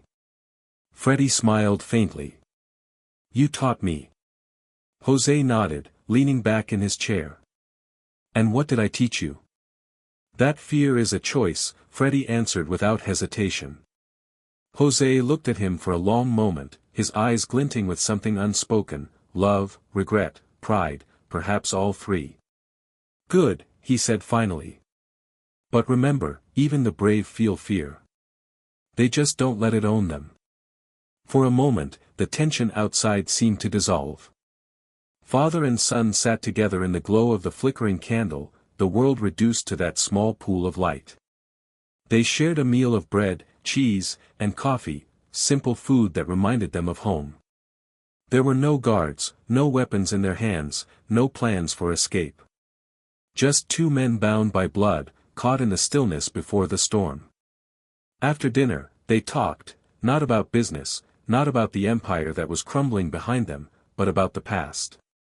José spoke of Veraguas, of his mother's songs, of the days when he and his father herded cattle through fog-soaked valleys. "We didn't have much," he said softly, "but the air was clean. We were free then." Freddy listened intently, imagining a father he had never known outside the shadow of power. "Do you ever wish you'd stayed there?" Freddy asked. José smiled faintly, though his eyes didn't. "No, hijo. Poverty is another kind of prison. I wanted to build something better. I just didn't realize what I was building had bars, too." There was a long silence after that. Outside, the guards exchanged signals with flashlights, unaware that the army was already closing in. The sound of distant engines could be heard faintly across the valley, but inside the house, time seemed to stand still. Before going to sleep, José took from his coat a small emerald, the last one he carried. He placed it on the table and turned it in the candlelight. The gem shimmered, its green depths alive with hidden fire. "This," he said, "is what started everything. The dream of beauty. The promise of freedom. But beauty is a cruel god. It demands sacrifice." Freddy looked at the stone, mesmerized. "Then why keep it?" José's voice was calm. "Because even if it burns you, you can't help but admire it." He pushed the emerald toward his son. "Take it. It's the only truth I have left." Freddy hesitated, then closed his fingers around it. They went to bed late, lying on separate cots in the same room. José didn't sleep. He sat upright in the dark, listening to the faint hum of insects and the distant echo of thunder. His mind was quiet, not racing as one might expect. There was a serenity in his thoughts, a sense that his story had reached its natural end. He thought of the faces that had passed through his life, friends, enemies, lovers, traitors. He thought of the towns he had built, the bodies buried in silence, the gold and emeralds piled in vaults he would never see again. None of it felt real anymore. Only the boy sleeping beside him mattered. Just before dawn, he walked outside to the porch. The sky was heavy with fog. He could see the faint outline of the mountains, their peaks lost in mist. Somewhere below, he heard the low hum of engines, trucks moving along the road, perhaps soldiers preparing. But he didn't flinch. He took a deep breath and closed his eyes. For a moment, he was a boy again, standing barefoot in Veraguas, watching the sun rise over the fields. He could almost hear his mother's voice calling him to breakfast. The memory was so vivid it hurt. When Freddy woke, he found his father sitting quietly, a rifle across his lap. "They're close, aren't they?" the boy asked. José nodded slowly. "Yes. Will we make it out?" José turned to look at him, his face unreadable. "Does it matter?" Freddy didn't answer. Instead, he sat beside his father, resting his head on his shoulder. They sat that way for a long time, father and son, listening to the approaching sound of helicopters. The noise grew louder, like thunder rolling through the sky. The air vibrated with the rhythm of blades. "Don't be afraid," José whispered. "Fear makes you slow." "I'm not afraid," Freddie said, gripping the rifle tighter. "I'm proud." José turned to him then, studying the boy's face, the same sharp eyes, the same calm expression he himself wore at that age. "You're my son," he said softly. "Whatever happens, they'll never take that from us." A single tear escaped Freddie's eye, though he quickly wiped it away. His father smiled faintly. "Even kings die, hijo. But some leave fire behind." The first shots echoed in the distance soon after. The guards shouted, the dogs barked, and the valley exploded with movement. José stood slowly, chambered his rifle, and handed Freddie extra ammunition. "Stay close," he said. "If we fall together." Those were the last words father and son exchanged before the storm descended on La Limonera. When dawn broke fully, smoke covered the valley, and the echoes of gunfire lingered like thunder trapped between the mountains. By the time it was over, both father and son lay side by side in the mud, their hands inches apart, as if even in death they refused to be separated. In the years that followed, those who knew their story remembered not the gunfire, but the night before it, the quiet meal, the soft laughter, the calm acceptance. That final night between father and son became legend, a fleeting moment of humanity amid an empire of blood. And perhaps, in that last conversation, in that passing of the emerald and the words shared in candlelight, José Gonzalo Rodríguez Gacha found what he had sought all along, not gold, not power, but the peace that had always eluded him. The morning of December 15, 1989, began like any other in the Tolima countryside, thick mist curling over the green hills, the distant caw of crows breaking the silence, and the air heavy with rain yet to fall. But beneath that deceptive calm, the valley was bracing for fire. Soldiers were already on the move, their boots sinking into red clay, rifles clutched tight, eyes scanning the tree line. Above them, the whir of helicopter blades sliced through the fog. The order was clear and final: find El Mexicano. End it today. José Gonzalo Rodríguez Gacha didn't need a radio or a spy to tell him what was coming. He could feel it in the earth, in the sudden stillness of birds, in the way the wind shifted. The instincts that had kept him alive for decades were whispering one thing: they're here. Inside the ranch house, he sat by the window, sipping a cup of black coffee as if he were waiting for a guest. His son, Freddie, stood near the doorway, watching his father with a mix of fear and defiance. "Is it time?" the boy asked. Gacha's eyes didn't leave the horizon. "Yes," he said quietly. "The time that was always coming." He set the cup down with care, as though the ritual mattered. He still moved with the deliberate calm of a man who refused to show fear. Around him, his remaining men were in motion, loading rifles, checking ammunition, whispering prayers. They had been loyal to the end, and in those final moments, even loyalty felt sacred. José walked among them, giving quiet instructions, touching a shoulder here, offering a nod there. "No running," he said softly. "If they want a war, we give them one worth remembering." By mid-morning, the sound of helicopters grew louder. The fog lifted slowly, revealing armored trucks and soldiers spreading across the hills like ants. From a distance, the scene looked almost peaceful, green valleys under a gray sky, the air still before the storm. Then came the first shot.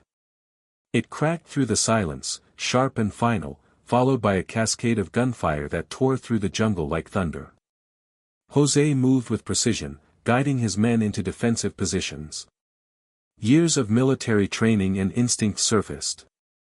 He wasn't panicked, he was focused. Every command was calm, deliberate, almost serene.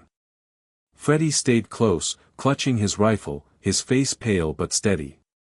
"Stay behind me," José said, his tone still fatherly even in the chaos. The boy nodded, his jaw tight. Bullets ripped through trees. Grenades exploded, shaking the earth. The house shuddered under the onslaught. Gacha's men returned fire, their shots echoing across the valley. For a moment, it seemed as if the old legend had returned, the unbreakable discipline, the precision that had once made him untouchable. But the army was too many, the sky too full of death. Helicopters descended low, their side doors open, machine guns spitting endless streams of fire. One rocket hit the stables, sending a plume of black smoke into the sky. Horses screamed, and flames spread fast. The air turned thick with smoke and dirt. Inside the ranch, glass shattered, walls cracked, and dust filled every breath. But even as chaos closed in, Gacha's movements were calm, almost graceful. He moved from window to window, firing short, controlled bursts, conserving every bullet. He had always said he would die standing, not running. And now, he was proving it. At one point, a bullet grazed his arm, tearing through his sleeve. He didn't flinch. Freddy cried out, but José only turned his head slightly. "It's nothing," he said, his voice steady. "Keep your eyes open." The boy obeyed. Together, they fought as the circle closed tighter. By noon, the house was half destroyed. The soldiers had pushed closer, their voices shouting commands over the roar of gunfire. Gacha's men were dying one by one, their bodies crumpling in the mud. Still, none of them surrendered. To them, death beside El Mexicano was a kind of immortality. Finally, José knew the end had arrived. His ammunition was running low. The sound of gunfire had grown closer, sharper, relentless. The walls trembled with every explosion. He turned to his son and looked at him long and hard, memorizing his face. "You've done well," he said. Freddy shook his head, tears mixing with the sweat and dust on his cheeks. "We can still run," he pleaded. José smiled faintly, that same enigmatic smile that had unnerved enemies and charmed allies alike. "I've been running my whole life," he said softly. "Let's stop now." Outside, the soldiers were closing in, their boots splashing through puddles, their rifles raised. Gacha took a deep breath and stepped toward the door. For a brief moment, time slowed, the sound of rain on metal, the hum of helicopter blades above, the crackle of fire behind him. He turned once more to his son. "No fear, Freddy," he whispered. "Remember, men like us don't die. We simply change form." What happened next became legend. Some say he walked out firing, taking down soldiers with perfect aim until a burst of machine gun fire struck him down. Others insist he turned the rifle on himself, choosing his own ending rather than letting them take him. A few claim he tried to save Freddy, shielding him as the bullets rained down. The truth, buried under conflicting reports and the noise of war, was that father and son died. Together, side by side, their hands inches apart in the mud. When the gunfire finally stopped, a strange quiet filled the air. The soldiers moved carefully through the wreckage, weapons still drawn, scanning for survivors. Smoke curled up from the ruins of the house, the scent of gunpowder and burning wood thick in the air. Then came the radio call, the one that would travel through Colombia and across the world, target neutralized. El Mexicano is dead. The soldiers gathered around the bodies. One of them removed the wide-brimmed hat José had always worn and placed it on his chest. Even in death, there was dignity in him, a stillness that demanded respect. His face, though streaked with dirt and blood, remained composed, almost peaceful. The general overseeing the operation arrived shortly after, his boots sinking into the wet ground. He looked down at Gacha's body, then turned to his men. "Take him," he said simply. "History will want to see him." Helicopters lifted off soon after, carrying the bodies toward Bogotá. From above, the valley looked serene again, green, quiet, timeless. The same land that had once echoed with his laughter, his horses, his gunfire, now reclaimed him in silence. News of his death spread like wildfire. Radio stations interrupted their programs. Newspapers rushed to print special editions. Some celebrated, others mourned. In towns where he had built schools and fed the poor, candles were lit in his honor. Old women wept, whispering prayers for Don José. But in the cities, officials congratulated each other, calling it justice, progress, victory. Yet even among his enemies, there was unease. Because something about the way he died, the calm, the final defiance, felt less like defeat and more like closure. El Mexicano had built his life as a legend, and even in death, he refused to give the world anything less. As the helicopters disappeared into the horizon, carrying his body toward the capital, the rain returned, soft, relentless, cleansing. The valley grew quiet again, and the mud absorbed what was left of his empire. The fire died down. The smoke thinned. And all that remained was the whisper of wind through the sugarcane, carrying the memory of the man who had once dreamed of gold and died in fire. The morning after the battle, Tolima lay silent. The smoke had lifted, leaving only the faint smell of metal, gunpowder, and rain. The ranch called La Limonera was a ruin of shattered walls and scorched soil. Soldiers moved carefully through the mud, collecting rifles, counting bodies, and whispering the name that had haunted Colombia for years, El Mexicano. When the helicopters carried the bodies of José Gonzalo Rodríguez Gacha and his son Freddy toward Bogotá, the country seemed to hold its breath. On the radio, reporters spoke of triumph. In government offices, generals smiled for cameras. Yet far from the capital, in the small villages where Gacha had ruled with both terror and generosity, people did not celebrate. They lit candles. They prayed. To the poor, he had been both protector and predator. He built schools, repaired churches, paid medical bills. But he also filled the land with ghosts. His death felt less like justice and more like the end of a strange, brutal order. The state had returned, but peace had not. His funeral days later became a spectacle of contradictions. Thousands came, peasants, ranch hands, mothers, men who had once served him. The army kept its distance while priests spoke softly of mercy. Beside him lay Freddy, the boy who had followed his father into legend. As the coffins were lowered, rain began to fall again, washing the fresh soil into the open graves. An old man murmured, "The boss is home," and the crowd fell silent. In Bogotá, newspapers called it victory. But in the mountains, stories began to grow like wild grass. Some claimed he had survived, escaping to Mexico with gold hidden deep in the earth. Others swore his ghost rode through Pacho at dawn, the sound of hoofbeats echoing through the fog. Myth replaced memory. For the government, his death was proof that no king stood above the law. For the people, it was proof that kings, once fallen, became saints in the minds of the forgotten. In the following months, his empire dissolved. Soldiers looted his estates, the emerald mines changed hands, his paramilitary forces scattered. Yet the discipline he had imposed, the idea of private armies, of shadow governments, did not die. It splintered into new factions that would later dominate Colombia's next decades of conflict. Gacha's end was supposed to bring peace, but instead it fed a cycle that would outlive him. His methods became blueprints for those who followed. His ghost lingered not in superstition but in structure.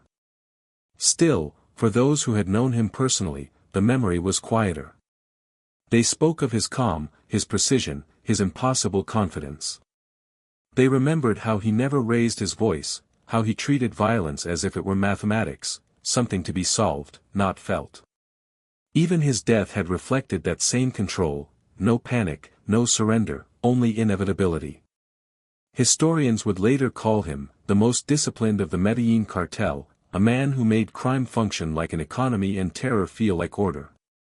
His fall, they said, marked the beginning of the cartel's unraveling. Without his calculated mind, Escobar's empire descended into chaos. And yet, the legend of El Mexicano endured. In songs, in whispered tales, in the flicker of candles lit by those who still believed he had done more good than harm. To the world, he was a criminal; to many Colombians, he was a reflection of their own contradictions, violent and generous, ruthless and loyal, doomed yet dignified. The field where he fell eventually healed. Grass grew where blood had soaked the ground. The wind carried away the last traces of smoke. But when the nights turned quiet and mist drifted over Tolima, locals said they could still hear a horse galloping through the dark, its rider silent, its path endless, the echo of a man who built an empire of gold and vanished into legend. The legend of José Gonzalo Rodríguez Gacha did not die in Tolima. It refused to. Like smoke rising from the ashes of his final battle, it drifted across Colombia and beyond, curling into every whisper, every story told in bars, police stations, and candlelit kitchens. The man the newspapers called El Mexicano became something more than flesh and memory. He became a mirror, one in which Colombia saw both its worst nightmares and its strangest admiration. In Bogotá, his death was treated as the closing of a dark chapter. Politicians declared victory, television anchors repeated his name with rehearsed solemnity. The government displayed photographs of his body, insisting the war against the cartels was finally turning. Yet in the countryside, where Gacha had built his informal kingdom, the people spoke of him differently. To them, he was not just a drug lord. He was a man who had brought order to chaos, wealth to the forgotten, and justice, however brutal, to places the state had long abandoned. The contradictions around his legacy became part of his myth. To the elite, he was a monster who had poisoned the world for profit. To the poor, he was a hero who understood their hunger. He gave us bread, one villager said in an interview years later, even if he bought it with blood. In that paradox lay the reason his name refused to fade. He embodied both sides of Colombia's divided soul, the dreamer and the killer, the savior and the tyrant. As time passed, the stories about him grew more elaborate, shaped by memory and imagination alike.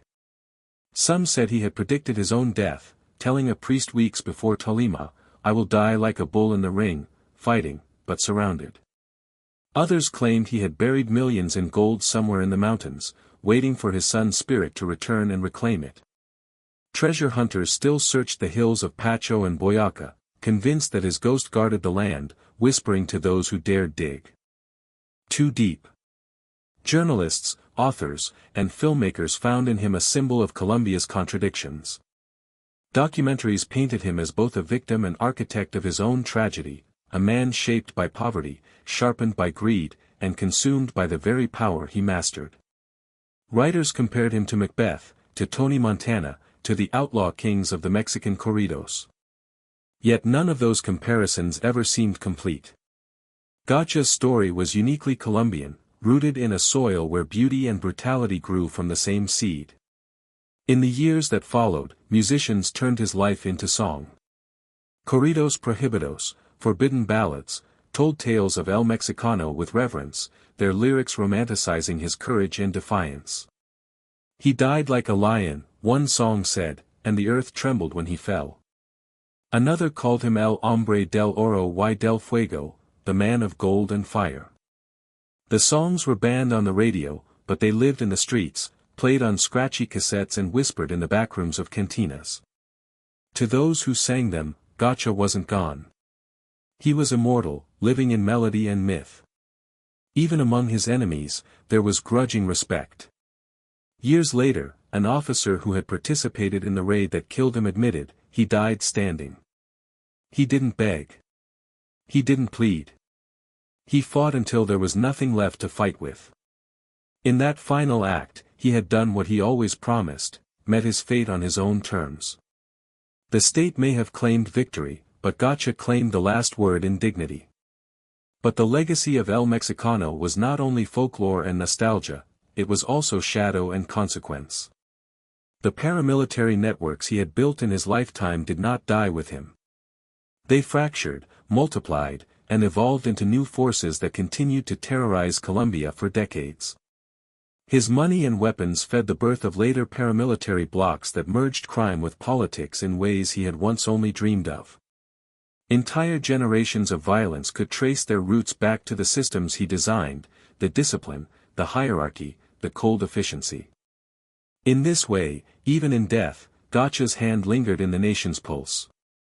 For the families who had lost loved ones to his wars, there was no myth, only grief. In Boyaca, widows still spoke his name with bitterness. He took everything, one woman said, standing beside a grave marked only with a wooden cross. He took my husband, my sons, and then they made songs about him. To her, he was not a legend. He was a wound that refused to heal. And yet, the further time drifted from that December morning in 1989, the more blurred the truth became. The lines between sinner and saint, between justice and revenge, dissolved into the haze of history. In small towns across Colombia, children grew up hearing two versions of his story, one told by the news, and one told by their parents. In one, he was a criminal undone by greed. In the other, he was a man who rose from dust to challenge the gods. The paradox fascinated scholars. Some argued that Gacha represented the archetype of the caudillo, the strongman who emerges wherever institutions fail. Others saw him as the inevitable product of a society built on inequality. He wasn't born evil, they said, he was forged by circumstance, by the hunger of a boy who looked at gold and saw freedom. That hunger was Colombia's hunger too. In time, even his enemies came to admit that without understanding Gacha, one could not understand Colombia itself. His story was the story of a nation at war with its own reflection, where ambition and violence danced together, where men could build kingdoms out of chaos and lose them in the same breath. 30 years after his death, journalists returned to the site in Tolima where he had fallen. The field was quiet, overgrown with grass. The farmhouse was gone, replaced by weeds and silence. But locals said the land was still haunted. At night, they claimed, you could hear distant hoofbeats, the sound of horses galloping through fog. Some said it was El Mexicano returning to ride his ranches once more. Others said it was the echo of history itself, reminding those who listened that some dreams, no matter how deadly, never truly die. Because that was the legacy of José Gonzalo Rodríguez Gacha, a legacy of fascination and fear, of beauty and ruin. He was the embodiment of a question Colombia still could not answer: can a man be both hero and monster at once? His story offered no comfort, no moral clarity, only reflection. And so, the legend endures. In the mountains where emeralds still gleam beneath the soil, in the songs sung softly after midnight, in the silence of old men who once served him but never speak his name aloud. The man who dreamed of gold and died in fire remains what he always was, an enigma carved into the heart of a country that both condemned and adored him. Gold was never just metal to José Gonzalo Rodríguez Gacha, it was proof that he had conquered the world that once ignored him. As a boy from Veraguas, he saw wealth as freedom, power as safety, and gold as a light that would never fade. Yet the closer he came to owning it all, the more he realized it owned him. His empire, built from blood and precision, became a prison of fear and silence. The gold he gathered turned cold in his hands, and every victory carried the echo of loss. Those who loved him feared him, those who feared him obeyed. He mistook control for peace, loyalty for love, and wealth for immortality. In the end, his tragedy was not his death, but his blindness. He had chased a light that could never warm him. To some, he was a symbol of ambition, to others, a warning about its cost. Even after his fall, miners still spoke his name before digging for emeralds, as though his ghost guarded every stone. Gacha's story was not just about crime, but about the hunger that drives all men, the desperate need to matter, to leave a mark, to escape the dust. He built a kingdom from nothing, only to watch it turn to ash. The boy who dreamed of gold had found it everywhere, except within himself. The legend of El Mexicano endures not because of his crimes, but because of what he revealed about humanity. In him lived both builder and destroyer, genius and ghost. He rose higher than any man from his world should have, only to burn brighter than any man could survive. His death ended an empire, but his shadow stretched far beyond it, through songs, stories, and whispered prayers. To the poor, he was the outlaw who gave them dignity; to the state, a monster finally silenced. Yet between those extremes lies the truth: he was both, and that is why he remains unforgettable. Even now, his name is spoken in the valleys of Colombia, where mist clings to the emerald hills he once ruled. Children hear of the man who dreamed of gold and died in fire, and they wonder if he found what he sought. Perhaps he did, for in death, he became what he always wanted to be: eternal. His story is a mirror for every soul that confuses ambition for peace. It is the reminder that gold shines brightest before it burns, and that those who chase eternity often vanish within it.